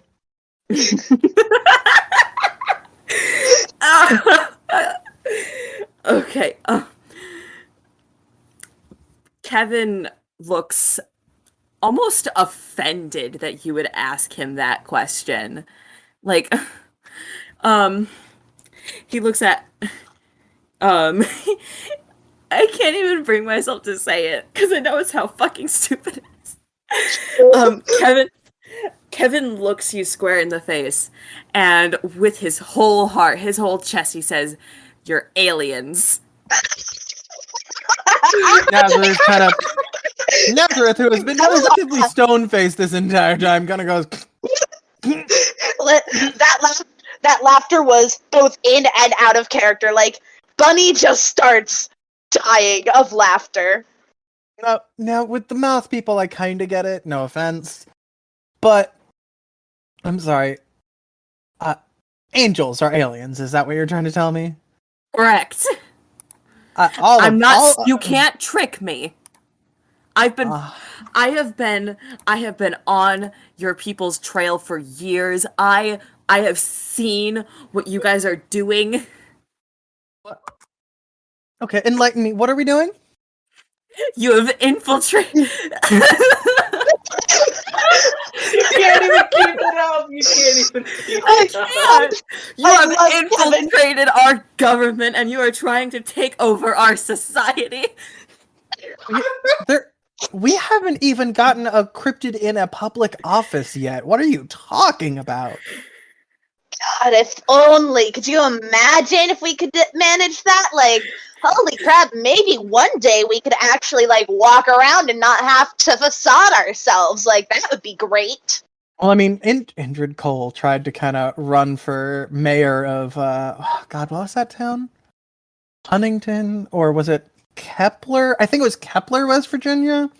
I don't know. That didn't go well. Ugh. Yeah. But that's just because Indrid's creepy. And you know what? With Indrid, you might have a point. Indrid might be an alien. I mean, I thought they could possibly exist, but I've personally never met one. Born here on Earth. At least that's what Dad tells me.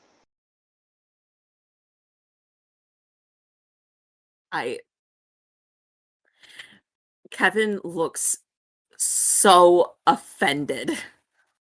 This is everything I've dreamed of. This is fantastic.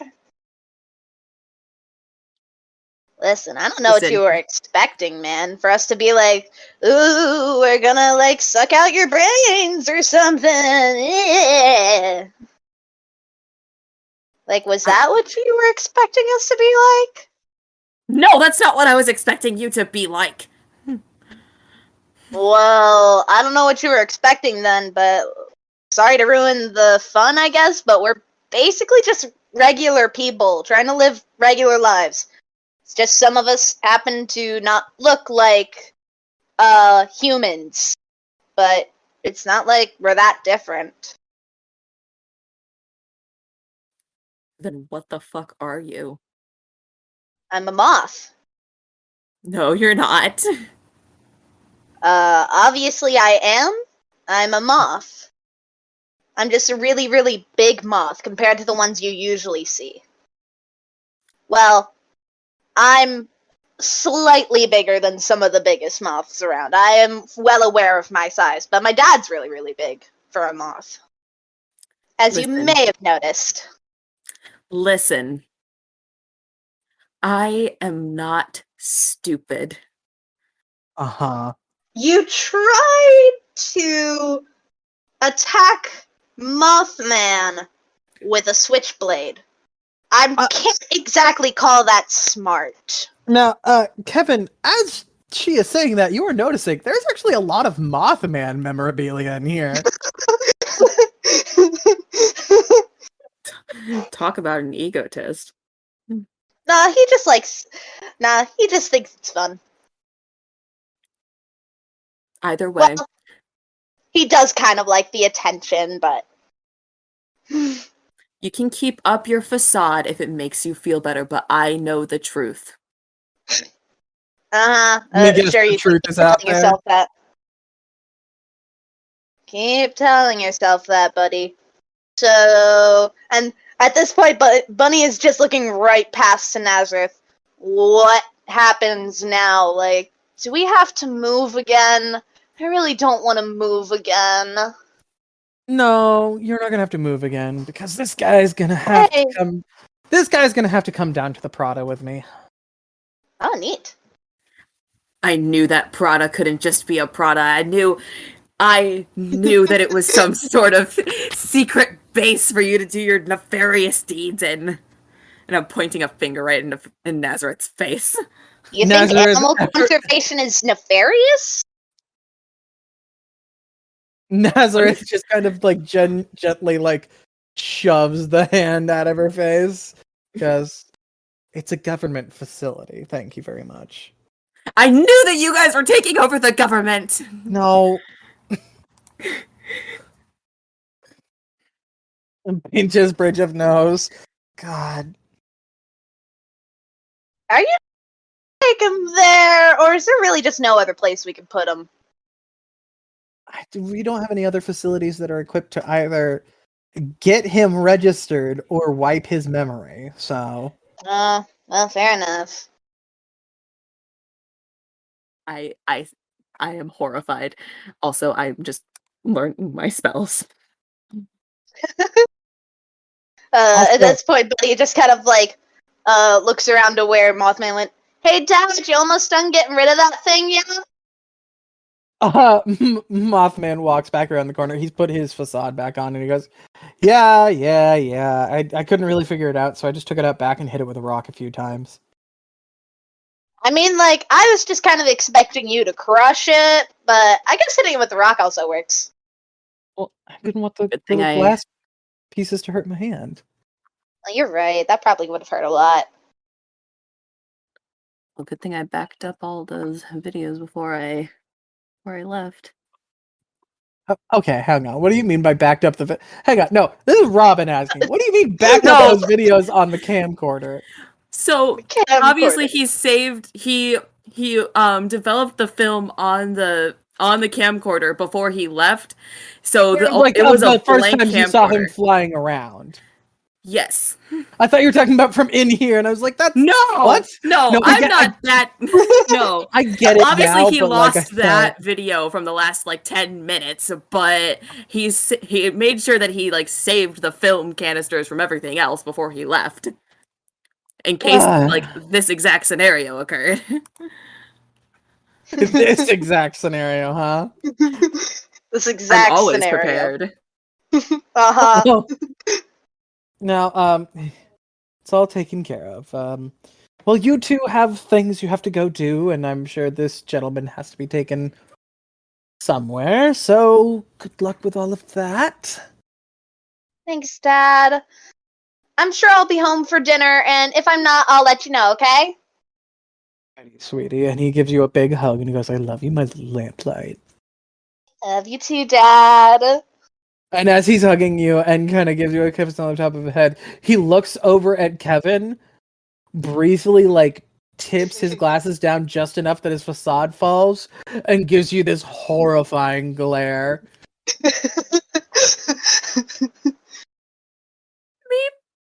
And he puts his glasses back on. You kids have fun. Well, Dad, I will. I can't wait to see some cactus cats. And she flicks her glasses back down. Does Kevin watch any YouTube at all? Yes, but he's on the alt-right pipeline conspiracy theory YouTube. Gross. I know. Nasty. All I can think of is he's possibly seen her face on trending and trending as he's flicking over to his subscriptions. Horrifying. It's probably more thumbnails of being this femme ass blah blah blah blah blah blah blah left leaning blah blah blah blah blah softy blah blah blah blah blah. Oh yeah. Waifu rejected me. Yeah, absolutely. She's probably appeared in the thumbnails or videos of other people of people being oh, she's such a prude or something, or she's this or she's that, or she said she made a video disproving some off the wall theory, and somebody had to comment saying she was a terrible person or something like that. You know how YouTube is. He's if Kevin's seen her anywhere, it's probably in one of those videos. But yeah, the second she puts that facade on, that she looks like her YouTube persona. I look disgusted. That's all I can say. Bunny just gives a sweet smile and pose, does her little wink with a peace sign pose, just recognize. It is absolutely just yeah. She's well aware he looks disgusted. She knows what people say about her, and the fact that she's probably guessed what part of the internet he's on at this point. So she's absolutely just you know, I can't think of the word for it right now, but just being just being a little menace. Ugh. Your generation is failing society. You guys are almost the exact same age. Need I repeat myself. We gonna head over or not? I'm ready to do some shopping. I knew it. Oh, the liberals are aliens.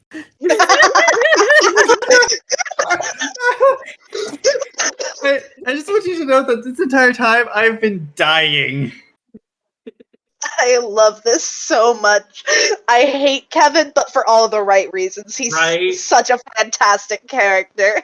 I love him, but in the way I love to hate him. You know? Yeah. He's such a great character, but I would absolutely despise this person if he was real. Which unfortunately, thank you. I've tried so hard. That was my target audience anyway. Woo. Fantastic. I cut away to 5 people stepping up to the side of the Marfa Prada this evening. I never said I was going. Never mind. I'm kidding. Don't do this to me, Austin. I'm not. I'm sorry. I just wanted to comment that. And as you all, as the two of you are standing there about to knock, you see Nazareth walking up with a young gentleman kind of nonchalantly being pushed along. Kevin, you were probably dragged along easily enough because you were probably like, hey, if you decide to do anything stupid, I know magic and can kill you, so just cooperate for a little bit longer, and then you can ask questions. Oh, God. So who's all there? Bunny is absolutely just kind of like skipping along beside Nazareth because she definitely can't walk to keep up with her, but she's used to walking. She's used to like skipping and walking quickly to keep up with her dad. You see Nazareth, you see Kevin, who you don't know who that is. You see Chess is there, and you see what's their face? Alex there. And Nazareth kind of goes, "Oh, I see that we're all here. Well, let me go ahead and get us inside." Who are these guys? And who is that? I say, pointing at Kevin. We'll get. I'm already glaring at Kevin. We'll get to that all here in a moment. Everybody stop talking over each other. We'll have a lot of questions to answer here in just a minute. Now, first of all, I don't even think you guys, we need to roll for it. Alex and Chess, you both recognize Bunny as a YouTuber. A famous YouTuber that you guys did not even know was living here? Wait. Oh my gosh, oh my gosh, oh my gosh, oh my gosh. What? When the hell did you get here? I thought... What? About a week ago. The video's actually just about to go up tomorrow? But oh my gosh, are you guys fans? Wait. Hang on. I need to know what Bunny's YouTuber name is. I think it's definitely just kind of like but I think it's her YouTube channel is called like Bunny's Wings. But she's just called Bunny on YouTube. Okay, so basically ripping on Graveyard Girl's flavor. I get it. I don't know what that is. Graveyard Girl is a popular YouTuber named Bunny. Oh, neat. Yeah, it's fine. It's not a big deal. It just strikes me. Don't worry about it. I haven't watched her since I was really little. She might have been canceled at some point for all I know. I have no fucking clue. Haven't kept up with her. Moving on. Also, yeah, I absolutely have. Actually, no.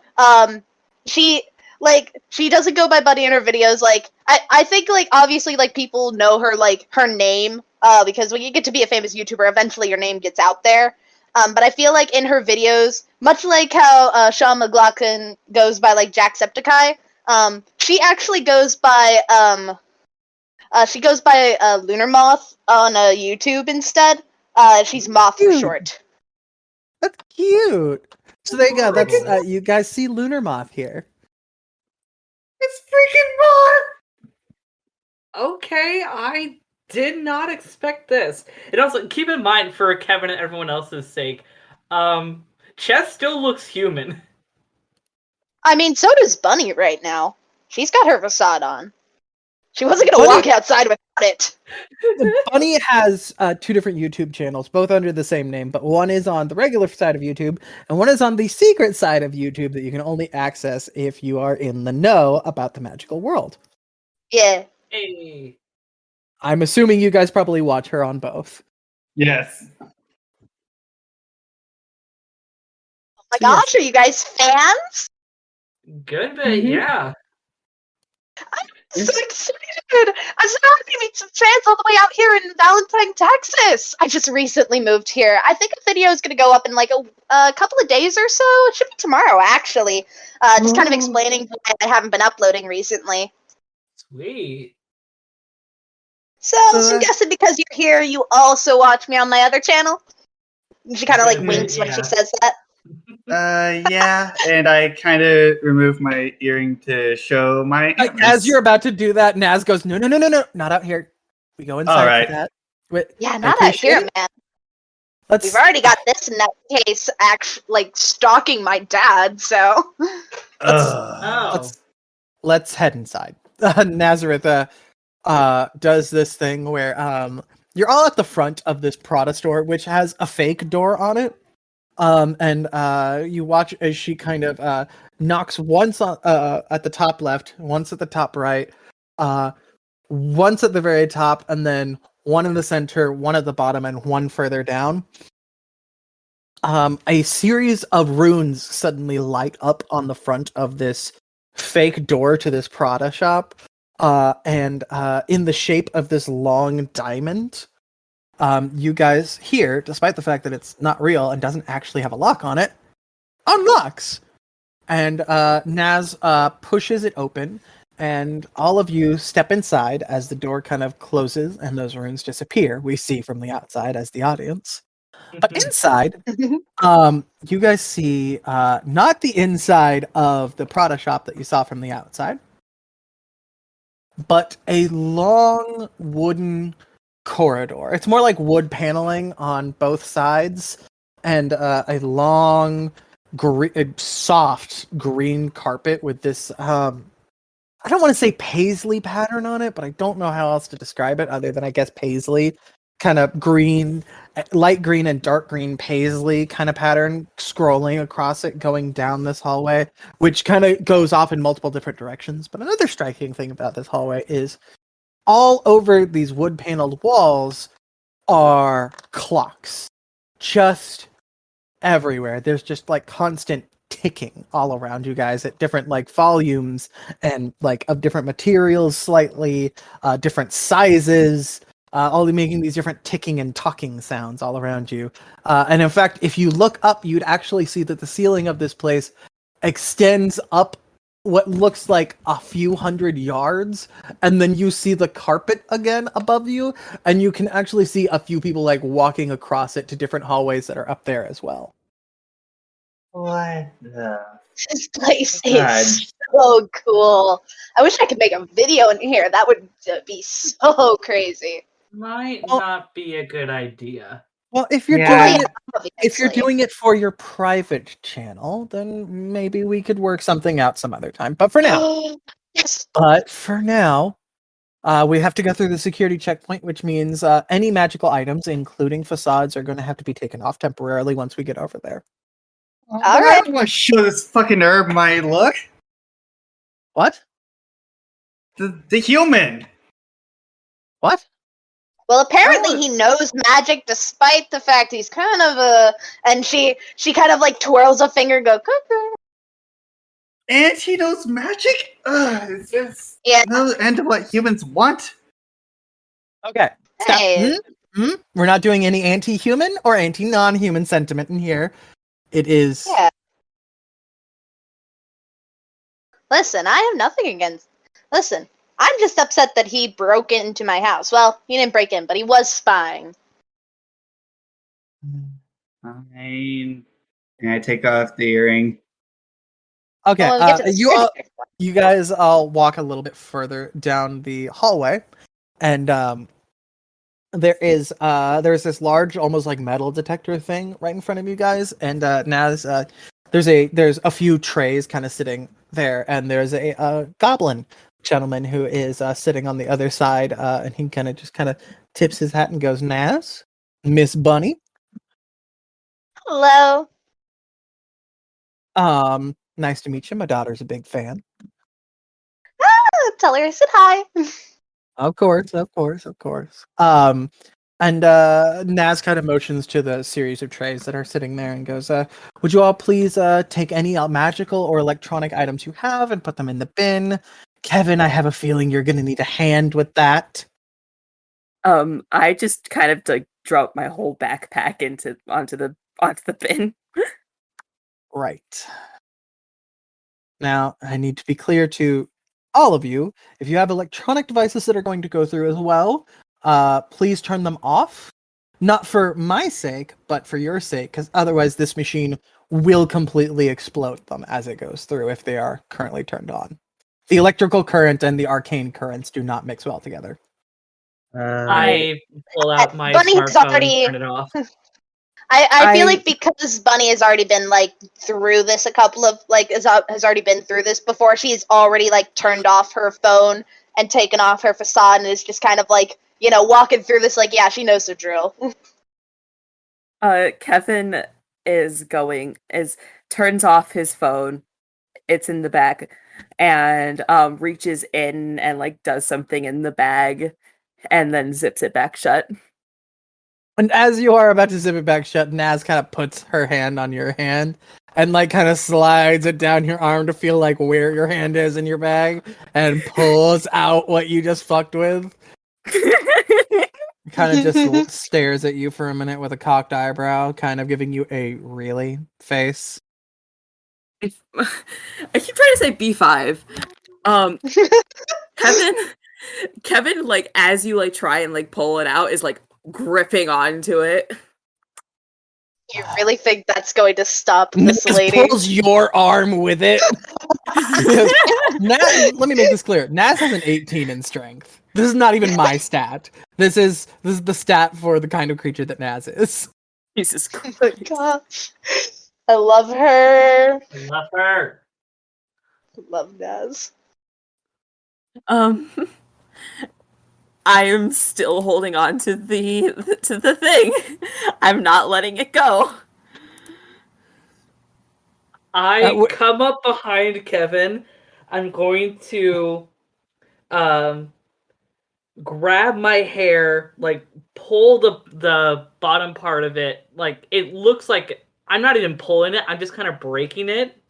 And I'm just going to lean over Kevin and just drop it in front of his face to spook him. What, your hair? What? Yeah. Or are you still dropping your disguise or what? Yeah, I'm dropping my disguise with this at this rate. So so basically you turn into something right beside Kevin's face to freak Kevin out. Yep. Okay. So what I why don't you describe what Kevin suddenly sees? So you see, first off, the big one that Chess does to freak you out is grabbing all of this floofy ass hair and just almost seemingly with this hand just somehow cut it in half to where it's now super short. And as he cuts it, it changes to this deep midnight blue, almost pitch black, and his ears suddenly elongate, his eyes go bright yellow, his skin turns this palish blue. J-Hood! I actually rolled a wisdom saving throw in the background to see how he would respond. He jumps and falters a bit, but he still manages to hang on, though he does kind of fumble with the item. as You're gonna let go. as he does.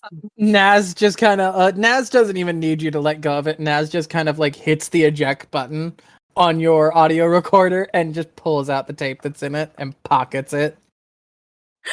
As you like pull it out, I am like with my free hand trying to grab for the tape. As Wow. roll a dexterity check. Oh, okay. As this is happening, I'm leaning into Bunny and going, "Wow, you really weren't kidding when you said this guy was really stupid." Can I trip him? Can I extend my leg out to trip him? It's a 9. I'm not moving anything other than my upper body. Okay, listen. I need to establish something with all the players real quick. I know Kevin's a shithead. Em also knows Kevin's a shithead. But we cannot make this the last hour and a half just the everybody kicks the shit out of Kevin hour, or we're not going to do anything this game. Right. Rolled a 19 on the dexterity. You managed to grab it. You do not manage to pull it out of Naz's grip, but you are now both holding it. And Naz goes, "Listen, if you behave, I will let you have this back when we are done here. But if you would like to hold on to it, you can hold on to it in 2 pieces." I stare at you for a moment and I let go. Thank you. And she just kind of puts it in her back pocket. Now then, everybody please drop facades if you have any. It's a good thing you already dropped your, disguise. I guess your disguise doesn't really count because your body kind of shifts shapes, so that's fine. You can stay in that form if you like, though. I'm sure you don't get to do it very often. And everybody else, please put your facades away as well into the trays, and let's kind of push them through. Alex, as your facade drops, what does Alex look like? Alex's skin starts to darken, and his ears start to grow into fluffy deer ears, and he grows 2 antlers. I love him. Alex is a deer folk. Yay! I love him! Baby. Yeah, he baby. He Angie baby, but he baby. I love Yeah. him. All right, and Naz, of course, drops her facade in there, and at first the goblin's about to say something about the great sword, and she just kind of looks over, like, "What do you want me to? What do you want me to do?" It'll just come right back into my hand. I don't know what to tell you. Like, not even saying that, just kind of gives this look that conveys all of that in one go, and the goblin just kind of sighs and shrugs and just kind of motions for you all to walk through one at a time. Alex just looks at the goblin and goes, "I feel you, man. I feel you." Okay. Does anybody have any arguments with going through? I'm looking at a certain someone more than anybody. No arguments to be made. You all step through the detector, the X-ray machine. Who is the first one to go? Actually, I already know that for a fact. It's going to be Naz and Kevin first, just because Naz wants to keep a good grip on Kevin. And then Bunny will go next because Bunny's used to doing this. This is not her first rodeo. You, Kevin, get to see Bunny's X-ray as she walks through this machine. Okay. What does it look like? Bunny, why don't you kind of give a random idea of what you would look like on an X-ray? I imagine it's mostly an exoskeleton rather than an internal skeleton. Oh yeah, no, she definitely has an exoskeleton rather than an internal skeleton. She is a moth. There you go. It mostly looks. The wings are obviously completely see-through. You Yeah. see little bits of like floating parts of exoskeleton, and that's about it. What the fuck? However, this machine, being a special magic machine, you also see bits of magical aura surrounding what's her face? Bunny. Bunny. Bunny's magic aura, specifically to her, being pink and yellow. Adorable. Who goes next? You know what? I'll go. That's going to be an interesting one. What does Kevin see through the X-ray machine for a changeling? I mean, I would have assumed, for the most part, it looks like mostly human. One of the biggest contrasts, though, is that there is cartilage. There's a lot more cartilage than bone to allow for more ease of like shifting processes. But the silhouette of the skeletal structure is human. You know, by the way, at this point that Kevin is on the other side of the X-ray machine, watching you.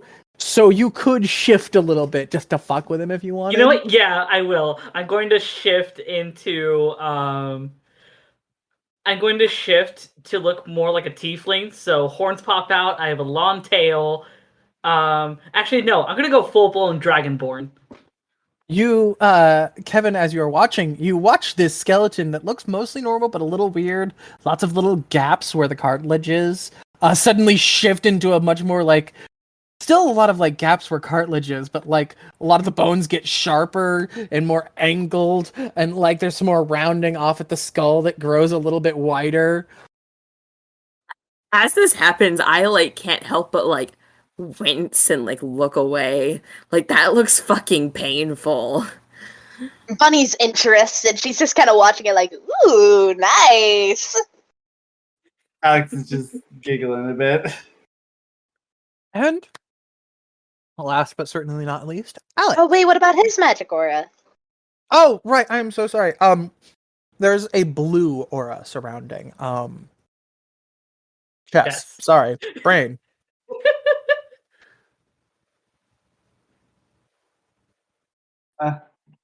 Alex, All right, here we go. what is it? What is it? I'm sure we can all kind of guess what this would look like, but I still want to hear you get to describe it. What does it look like when Alex walks through this X-ray? Pretty much the same as a human, just see two big tree-like bones poking out of the head and two see-through fluffy ears. Just a normal human skeleton with antlers. Sorry, chewing a mini taco. I thought you'd take more time to describe that. There's not much to describe. I also mean, thought does he I'd be have faster with hooves? the. Yeah, that's a good point. Do you have hooved feet or what? You know what? Yeah, and I'm gonna raise them up just so that Alex can see them. You mean Kevin? My name is Kevin. My name I is don't have time to remember your name. That was your name. You're just gonna give everybody your name so you don't have to memorize their name? Like what? Dr. Only people I don't Doofenshmirtz like. calls Only everybody people I Jeff. don't like. Only people I don't like. Wow, boy. I appreciate it. 5 nice things. No, he was saying he doesn't like me. How's it feel to play the asshole, Em? I always play the asshole. Yeah, but not usually to this extent. That is true. I just decided to take it to a whole new level this time. It's great. Yeah. I I love think it. it's great. It's just hilarious, and I love it so awesome. much. This is rejection therapy. That's what I'm calling this. Glad I could help. Just know you'll But never yeah, be as bad as this dude. But yeah, Tyler caught me. That was a dib at myself as well. For shame. Shame. But All right. Kevin is still like kind of having a moment. So, as Alex steps through, all of your belongings are kind of sitting there. And Naz kind of motions for you all to take them and goes, none of you have to put on your facades again, unless you just so desire to. Bunny just kind of rests hers on top of her head. She's happy to be her little moth self because she gets full use of her arms. I shift back to my changeling, like my normal changeling self, but just a tad taller so I can loom over Kevin. I just put mine in my pocket. Okay. you guys are all led further down through this clicking and ticking hallway, and Naz kind of says, if you, the three of you will wait for me, and points down a hallway, and down in that room over there, I will brief you guys on what we're doing with the Cactus Cats and what the offer for this gig will be, all that sort of good stuff. You guys just chat it up real quick. I'm gonna have a talk with our amateur journalist over here. Cool. Come on. Honestly, I don't. want to. Oh, go ahead. Honestly, I don't really care about the reward. I just want Chess to be taken care of. Well, we can Yeah. talk about how you can help with that, but I mean, we'd also appreciate some help, getting some wildlife to be safe again. Of course, of course. Oh my gosh, I didn't even mention. Alex's aura was a light green. Oh, I keep good. forgetting the aura. I Is it don't like a know why I mentioned it on the minty- first an one, app- but I forgot. And then forgot it for the second two. Is it minty? Is it apple green?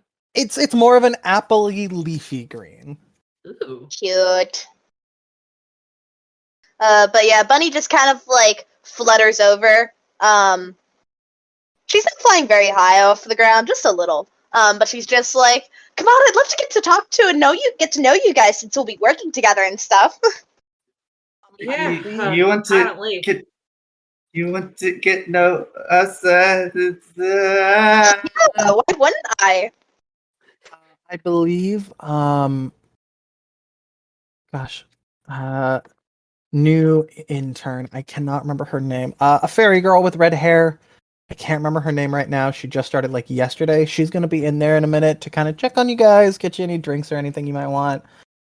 I'm gonna go handle this right now. Luckily, which you two might appreciate, the Valentine sector of the Conclave is pretty human light. Not that humans are a bad thing, she says, looking over at Kevin, but the humans in the Conclave tend to be a bit stricter sometimes. So, that being said, I will meet you guys over there as soon as I can. The fairy girl with red hair will be by soon. God, I feel really bad that I can't remember her name.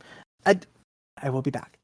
And she like turns and walks with, and she turns and walks with you, Kevin, into basically an interrogation room. But this looks actually kind of cushy once you're walked inside. The door seals behind you both and is just a wall now, so there is no way in or out of this room without magic. But it's a nice room. It's just like there's books on the walls. There's a nice large wooden table and like two soft armchairs on either side. There's like there's already some like nice cool glasses of water out on the table. And Naz says, "Would you please go ahead and take a seat?" Kevin decides it's in his best interest to take a seat. She sighs in relief and like sits down across from Kev and goes, "All right. First of all, having looked at your X-ray as it went through, where did you get this many magic items? I mean, you practically have an arsenal of wizard level spells on you with just magic items alone. Where did you even find all those?"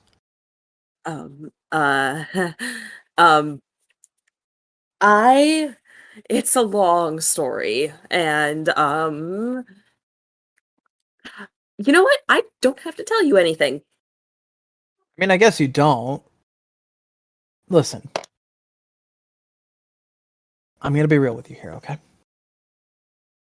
By the end of this, you're going to have two options. You're either going to work for us, or you're going to get your memory wiped. I understand why you might not like either of those two options, but before you have to decide, I'm going to ask you some questions, and you get to ask me some questions. Fair? Fair. Okay. Why don't you go first? Ask me literally anything you want. What's I Well, I guess the same question I've had since I've heard about all this. What's the truth? What's the truth? Well, I can tell you one thing. It's not aliens. Start there.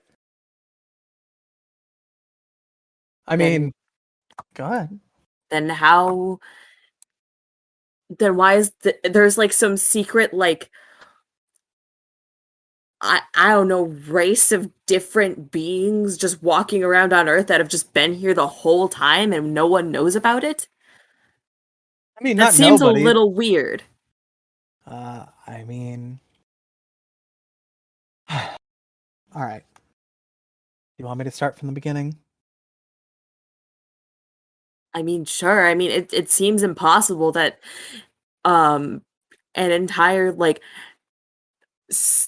an entire world is going on underneath society's noses and there's not even like historical documentation of it. Well, I mean, but that's the thing. There is. Then where is it? Have you ever heard of a chupacabra? Have you ever heard of Bigfoot or any other Sasquatches? Well, yeah, but they're But considered... I'm not done yet. Have you heard of Quetzalcoatl?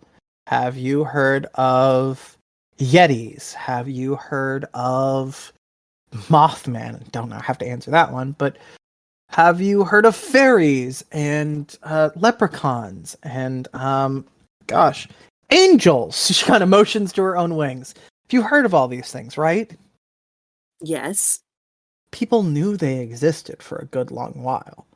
The trick was to make them think that they weren't ever real. But why? So,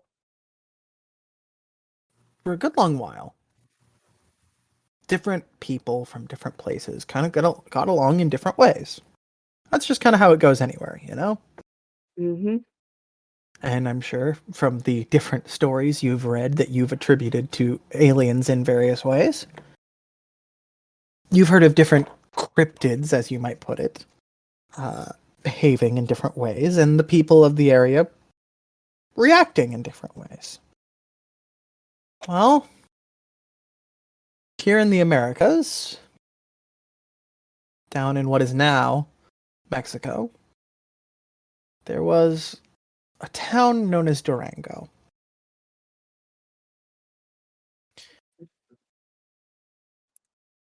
Okay. Oh, my laptop went to sleep for a second. Sorry, I thought it had died somehow. Didn't mean for there to be that long of a pause. I thought you were anticipating a response to that. No, I get it. I was just like, no, instead I just froze like, oh my god, did my laptop die? Oh no. Anyways, Okay. the town of Durango had a population of about 500. I think it was more like 513 or something like that. Still, not the biggest city in the world compared to what we've got now, but about the size of Valentine. And for 1872, that was not a small amount of people. At least half of that population were something called Dampiers. Dampiers are half human, half vampire. They can walk around in the daylight, all that sort of good stuff. They don't have the uncontrollable bloodlust. They're just humans that have gotten turned partially vampires, or a Dampier that was born from two other Dampiers having a baby. Mm-hmm. Well, some people felt the Dampiers, who did not have the blood starvation that their vampiric cousins had, just could drink blood and had some magical capabilities, were abominations. Along with a few other people that were living in town, including a certain angel. Okay. And at one point there was a little girl who was a human.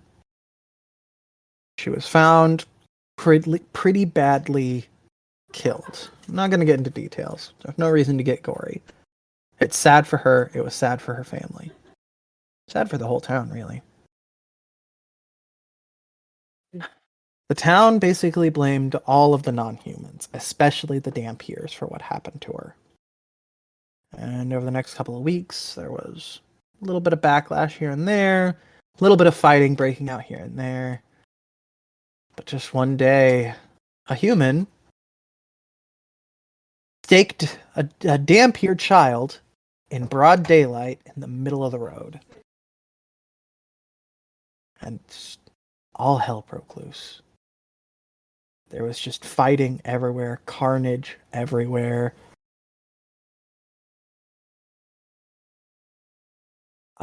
Sorry, give me just 1 second, you guys. That was kind of perfectly timed with the music. Yeah.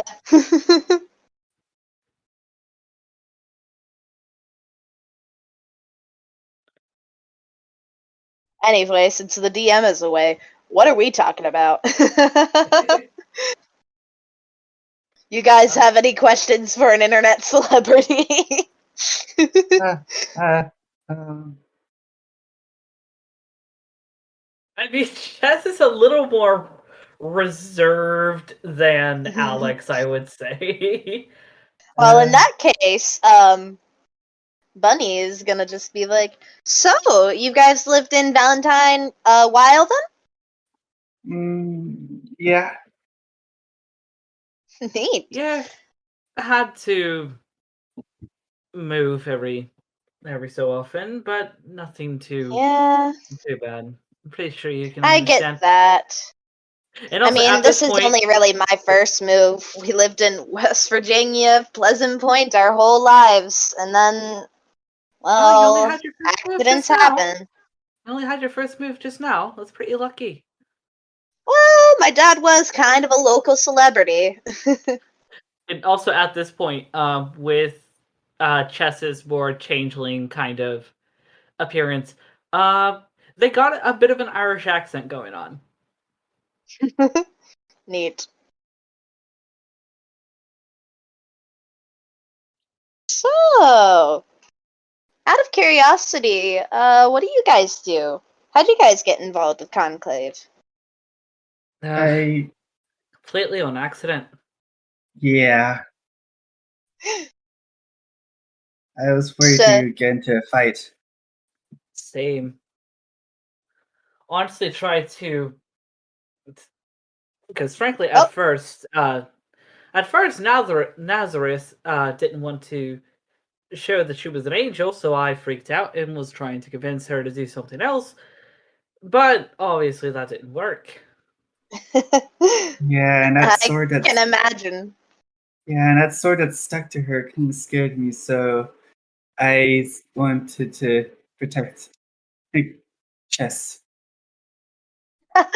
You haven't even seen how intimidating she can be. You should have seen her after the whole business back home. Like, oh my gosh. If you think my dad's terrifying, you should have seen Nazareth. Who is your dad again? Oh, Mothman. Kind of expected that. I thought you guys knew that from my channel. I mean, I know it's been a while since I mentioned it, but, like, I do have, like, moth paraphernalia, like, everywhere on my channel. Yeah, but I figured that was just a coincidence. Nah, my dad's Mothman. The one and only. That makes a lot of sense. That you have so much for the. Are those meant to be some new heirlooms for yourselves? My dad won't admit it, but he likes the attention. I think he wishes things could go back to, before we had to hide. When, just humans and non-humans could all just hang out and be friends and not have to worry about it.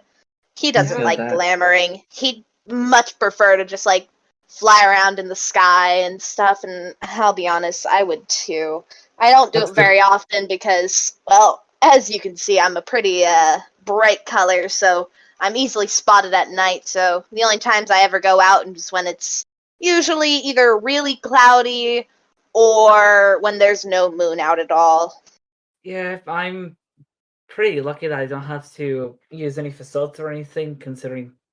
I mean, look at me! And I shift back to the kind of dragonborn form that I had. I can do whatever the fuck I want! And I shift back to the changeling. So I definitely have an advantage compared to others.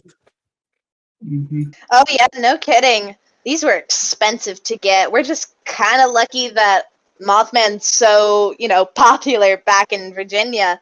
We went by selling merch and stuff for Mothman. The statue wasn't our idea, but my dad does have a picture of himself with it. And with that, I would like to switch back to the other room. As cute as all that was. Yeah. Well, you were God, so we thought, I understand. I was waiting for a break in the conversation so I could. Yeah. Kevin. Okay. Kevin. Yes. I don't remember where I quite left off. The carnage in the streets. Carnage in the streets. It was damn fear God. Yep. It was a bloodbath. Almost nobody made it out alive. I, fortunately or unfortunately, was one of the few people that did make it out alive. Depending on how you look at it. But after that, and that wasn't even the first incident, that's kind of the problem. After that and a few other things, most governments in the world kind of decided. I mean, some governments had kind of decided before now, but that was definitely when the US decided it was time to kind of hide things away again. And these sorts of things ended up being myth and legend and folk tales, Uh-huh. And it also helps that we have some magic to kind of hide everything.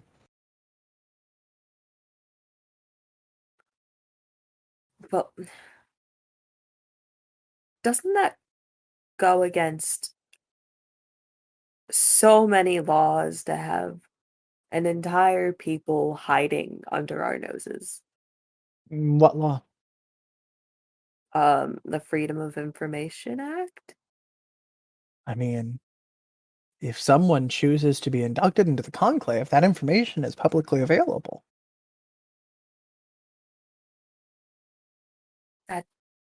But you'd also have to know about the conclave, wouldn't you?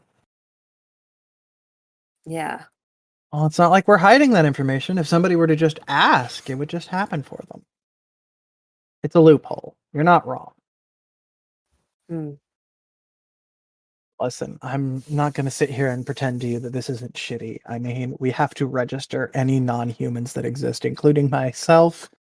That's a whole thing. Who wants to be registered with their government to that extent? I mean, who wants to be registered to their government at all, if you ask me? But I get it. It's not great for either side, but as somebody who lived it, you don't want to go back.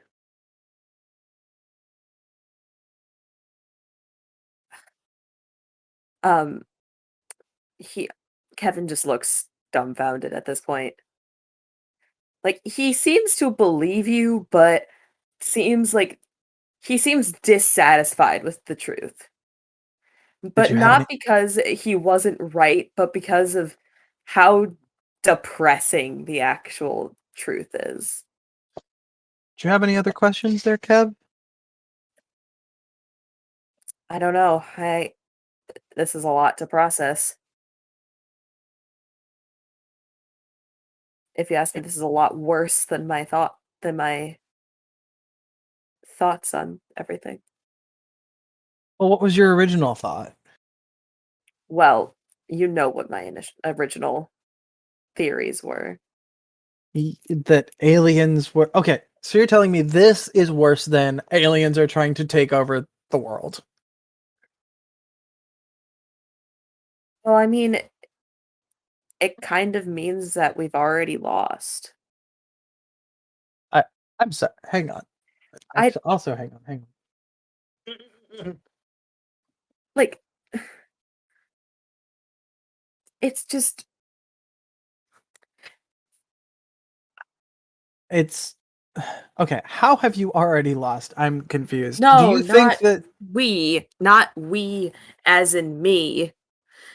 We as in a society, that we have an entire group of people who have to hide in order to just exist.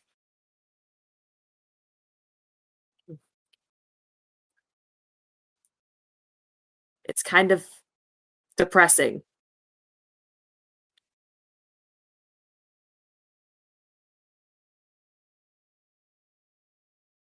Do you It's- not think it's depressing?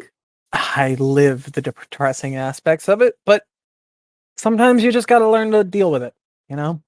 Yeah, it has some really, really shitty aspects to it. I would feel that more than you would. No offense, but we get by. That's all you can do. I mean, I've personally had somebody try to rip the wings off my back with their bare hands. Ugh. Like, yeah. You may think you know what that feels like. I promise you, you don't know what that feels like. It's Glad I don't. Yeah. It's a lot. And I think there are some changes that we need to make. But without the right kind of people in the right kind of places, those kind of changes don't happen. Mm-hmm. And Valentine is a good step forward. I mean, sure, all that we really have out here are a few people kind of safe havening out here, and also a nature reservation, or a nature preserve, excuse me, wrong word. But it's almost entirely non-human led. We don't really have any, not that we can't have humans here, but usually we aren't even allowed to kind of run our own situation out here. Mm-hmm. So the fact that we're all getting to run it without somebody in the upper echelons deciding that we can't, take care of ourselves, it kind of allows us to start making some changes and start making some waves. As long as certain people don't try to expose us and get the whole thing canceled. I'm assuming that they are giving me a look as they say that. Yes. Mm-hmm. Kevin shifts uncomfortably in his seat. Go ahead. I don't know, well, I guess what do we do now? Well, unless you have any more questions, we get to talk about your choices. Okay. I mean, I don't want to give up everything that I've learned now that I'm this much closer to knowing what's actually going on.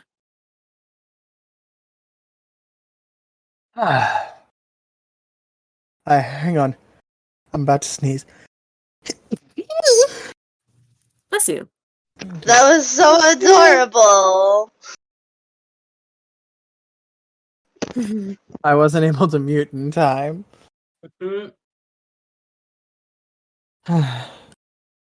Anyways. Sorry, guys. The D&D session's canceled. We gotta talk about how cute Robin sneezes. Everyone dies. The Marfa Prada explodes. Anyways. Anyway, let us continue.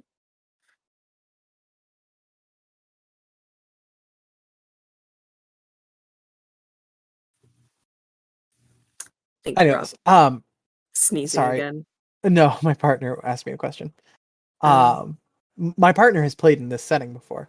Yes. Ooh. So, where was I? Sorry. Talking about my options, and I said I don't want to lose everything I've learned. Well, if you were to work with the Clockwork Conclave, I could go ahead and deputize you now, and technically you wouldn't be working for in an official capacity, but we could use a hand tonight, and so giving you a quick deputization would at least mean that nobody would try to wipe your memory for a little bit. Okay. But also we would know where you were if you decided to go run off. I figured. No one's going to hold you captive here. No one's going to hold you prisoner here. There are certain things that we need to make sure are safe for everyone. And that's just kind of how it is.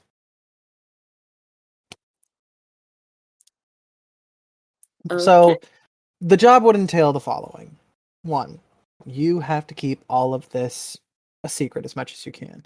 And if you see anybody trying to prove the existence of something you happen to know to be real, you have to find some way to make them look like they're wrong.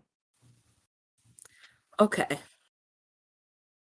That would be part of your job. The other part of your job is keeping people safe. Okay. I mean, and that people, I say, but also animals. We have a few magical creatures that would look very lovely on somebody's mantle if they managed to catch. So, as I said, this is a nature preserve. So we've got a couple different enclosures around the area. You probably didn't notice them because the enclosures are marked off by magical invisible barriers. That way, nobody goes poking around to see what's in the enclosures. Because it doesn't look like an enclosure, it just looks like an open field or plain.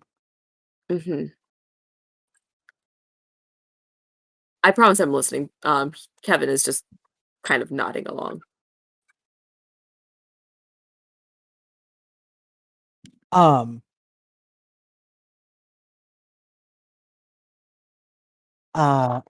Sorry, I short-circuited there. Brain.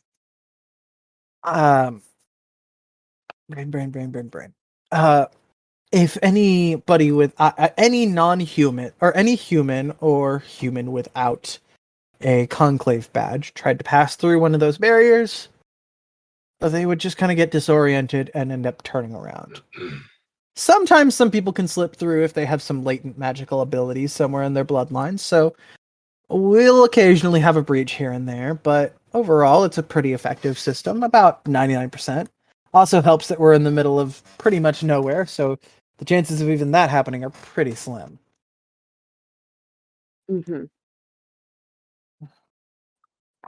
Yeah. Now then.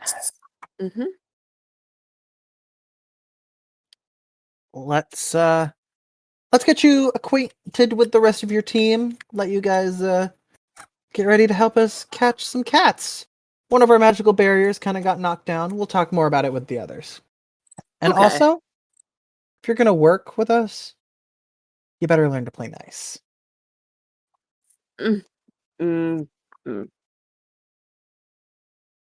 Well, I play nice just fine, so don't have to worry about that. Sure.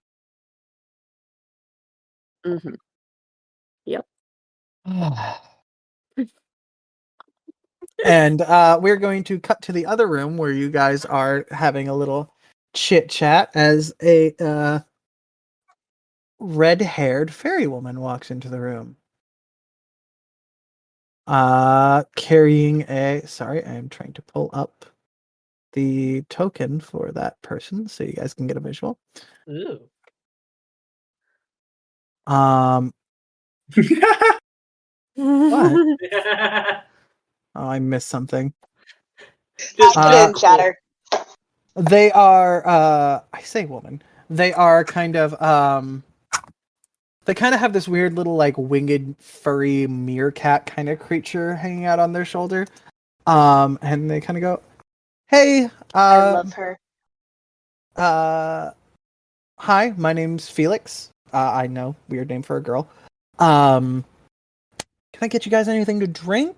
Any water, soda, tea, mana? You wouldn't happen to have any ambrosia? smoothies, would you? I don't think we have any smoothie. I just started here, but I haven't seen a smoothie machine or a blender. Dang. Well, a nice tea would sound nice. Also, it's very nice to meet you, Felix. It's nice to meet you too. Bunny.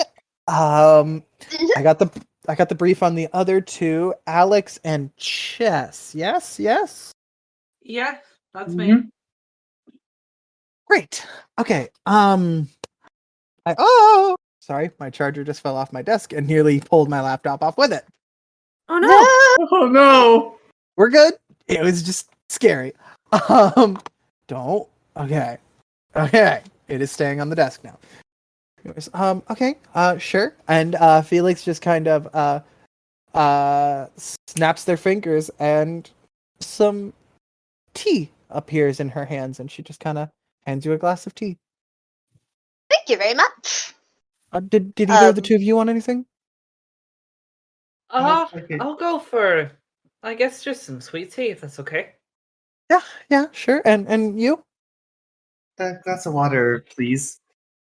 She kind of snaps her fingers and hands you both a glass of water and a glass of sweet tea. Okay. Thank you so much. Of course, Yeah. yeah. Okay, yeah, cool. This Bunny- is Nesbit, by the way. Hello, Nesbit. I love Nesbit already.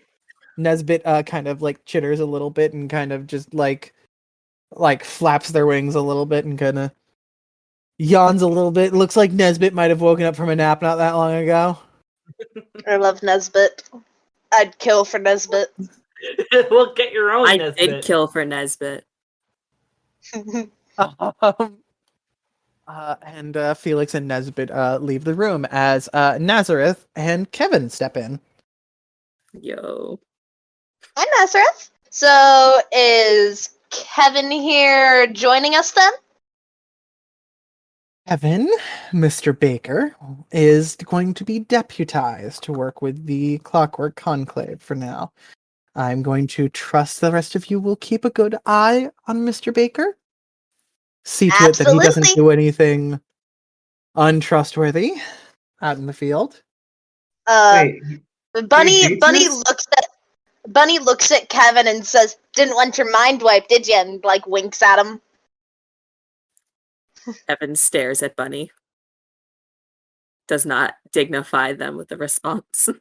Naz, without even looking, just elbows Kevin like really hard in the rib. Oh, hey! Uncalled for. Be nice. Listen, if you don't have anything nice to say, you don't say anything at all. Would you like another elbow? Kevin is unsure if it means that you're going to hit him again or if you're going to give him a second elbow on one of his arms. Whichever's worse.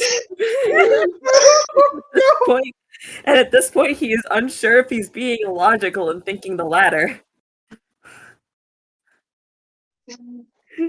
So, Kevin just shakes his head. Hey, no harm, no foul.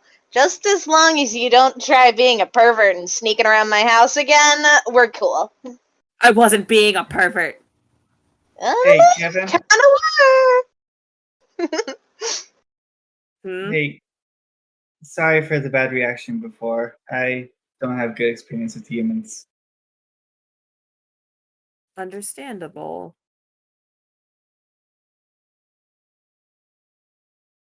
Then, if we can all finish up with the chatter, I'd like to get the night ready and on its way. Can I You say needed us real quick? to find those cactus cats, yeah? That was yes. Go ahead, Bunny. But yes, you are correct. But Oh. yes, Bunny.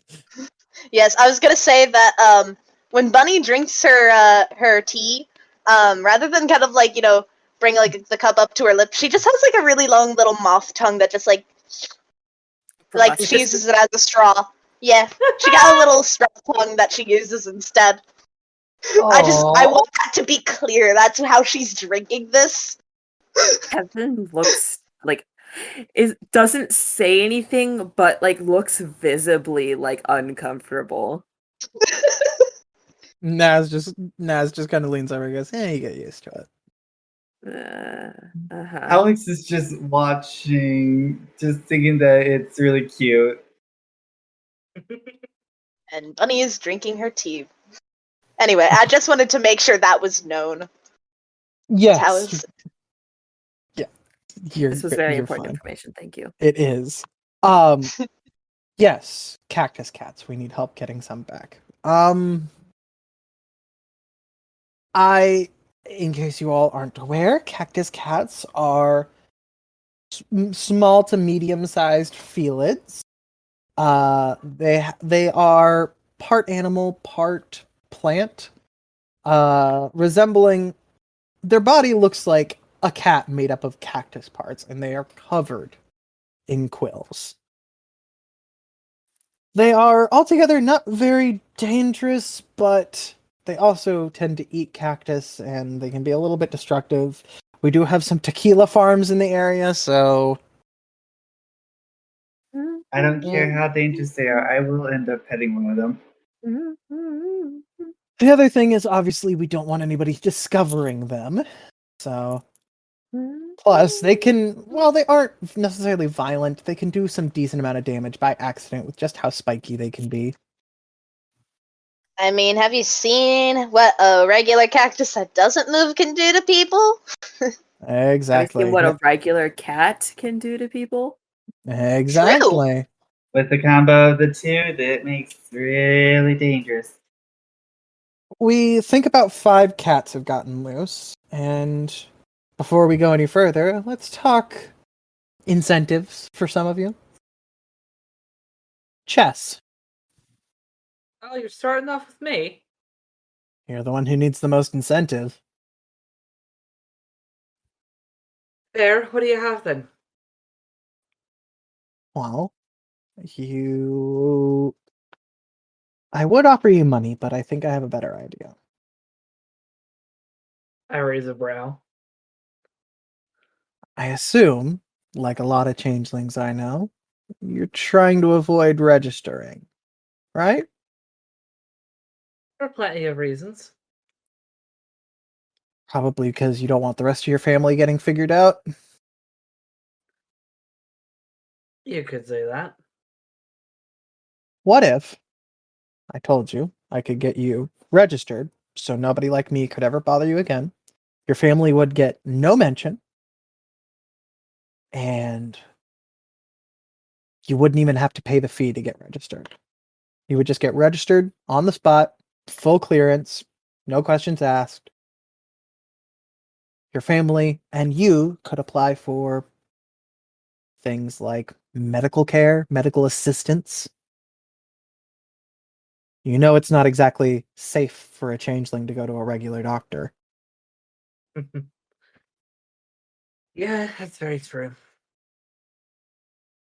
A one wrong move and they might accidentally, while trying to just give you a vaccine or something, kind of puncture one of your saline bladders or something and just really do some damage.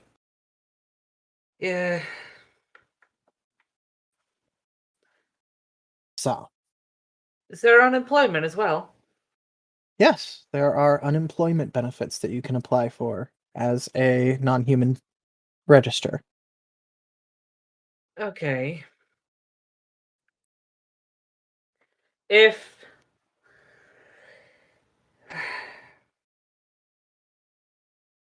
one were to do the non-human benefits, what would that do for the other who is human? You mean your family?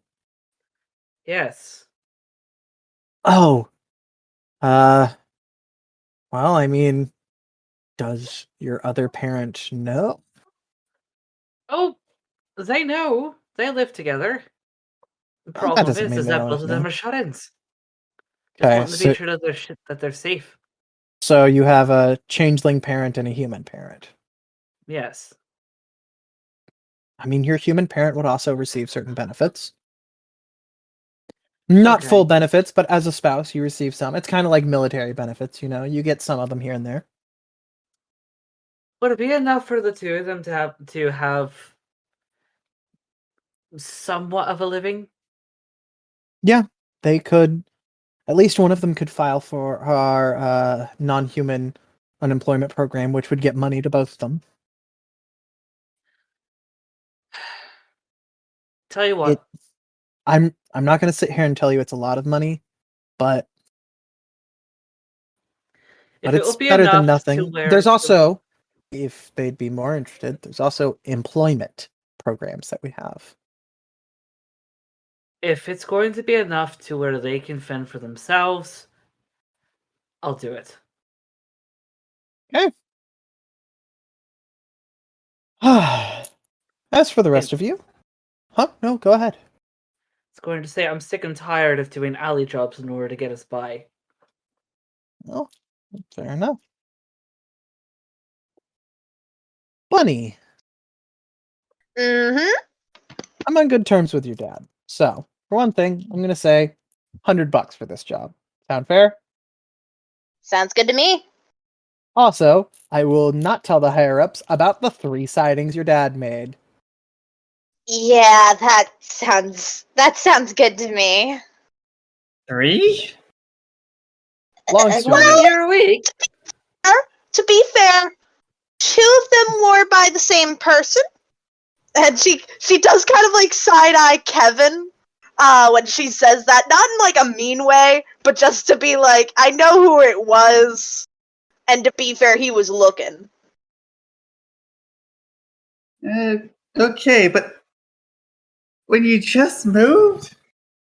Yeah, let's just say we've been kind of cramped up for a while, and, well, he does like to get out and stretch his wings a lot, and yeah, one thing leads to another, and he gets carried away. It's not like my dad's, like, young.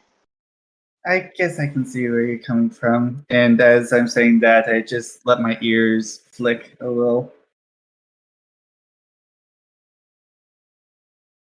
Like, not really as extensive as you, but, I kind of get it. Yeah, I mean, who doesn't, really? But, yeah, that sounds good.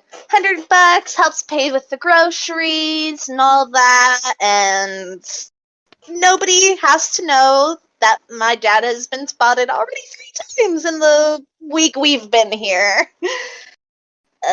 Yeah. Alex? Oh, No, go ahead. Oh, that is a lot better than what I was thinking. I thought I was just in one night.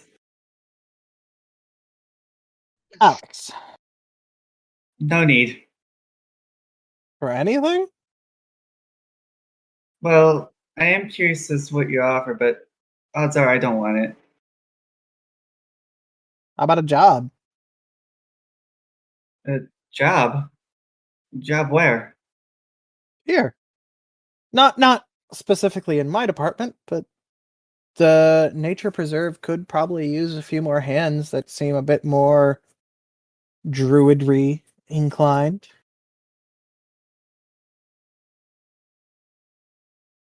Alex looks down and then nods. If that's something you're interested in. Otherwise, I won't give you anything like you asked. That does not hurt my feelings. I'll take it. Now, if you guys don't mind, I think you guys need to get a move on.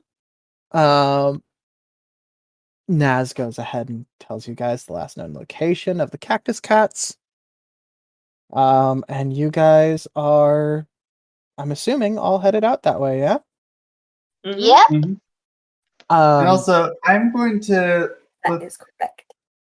I am going to observe Kevin like very closely for body conditions.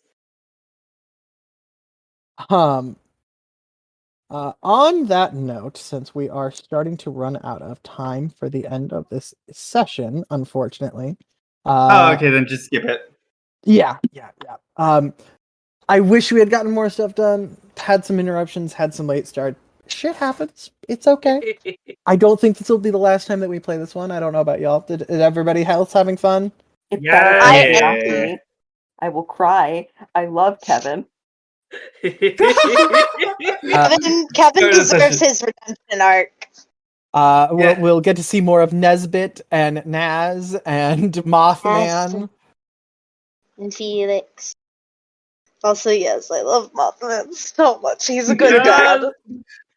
Mars, I fucking love him. He's a good dad. Well, that being said, I have some outro stuff I want to take care of. Real quick. First of all, I would like to reiterate, if there is anybody listening here that is from or has been to Valentine, Texas, I never been to that part of Texas. Do not know at all what Valentine, Texas is like. This is a completely fictional version of Valentine, Texas.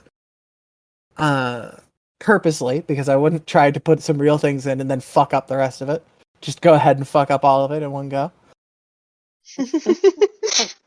And with that, I would like to go ahead and say thank you to my lovely, lovely players. I love you guys so much. Love Love you too. too, Robin. Love you too. Thank you to our lovely editor, Kirk. We love you, Kirk. Love you, Kirk. We love you, Kirk. Coolest guy I know. And thank you, the listener, for listening. Yay. Hooray! We love you guys. And with that, stay safe out there. Keep it secret. Keep it safe. Bye-bye. Bye-bye. Bye. Bye. Enjoy your long rest. Enjoy your long rest.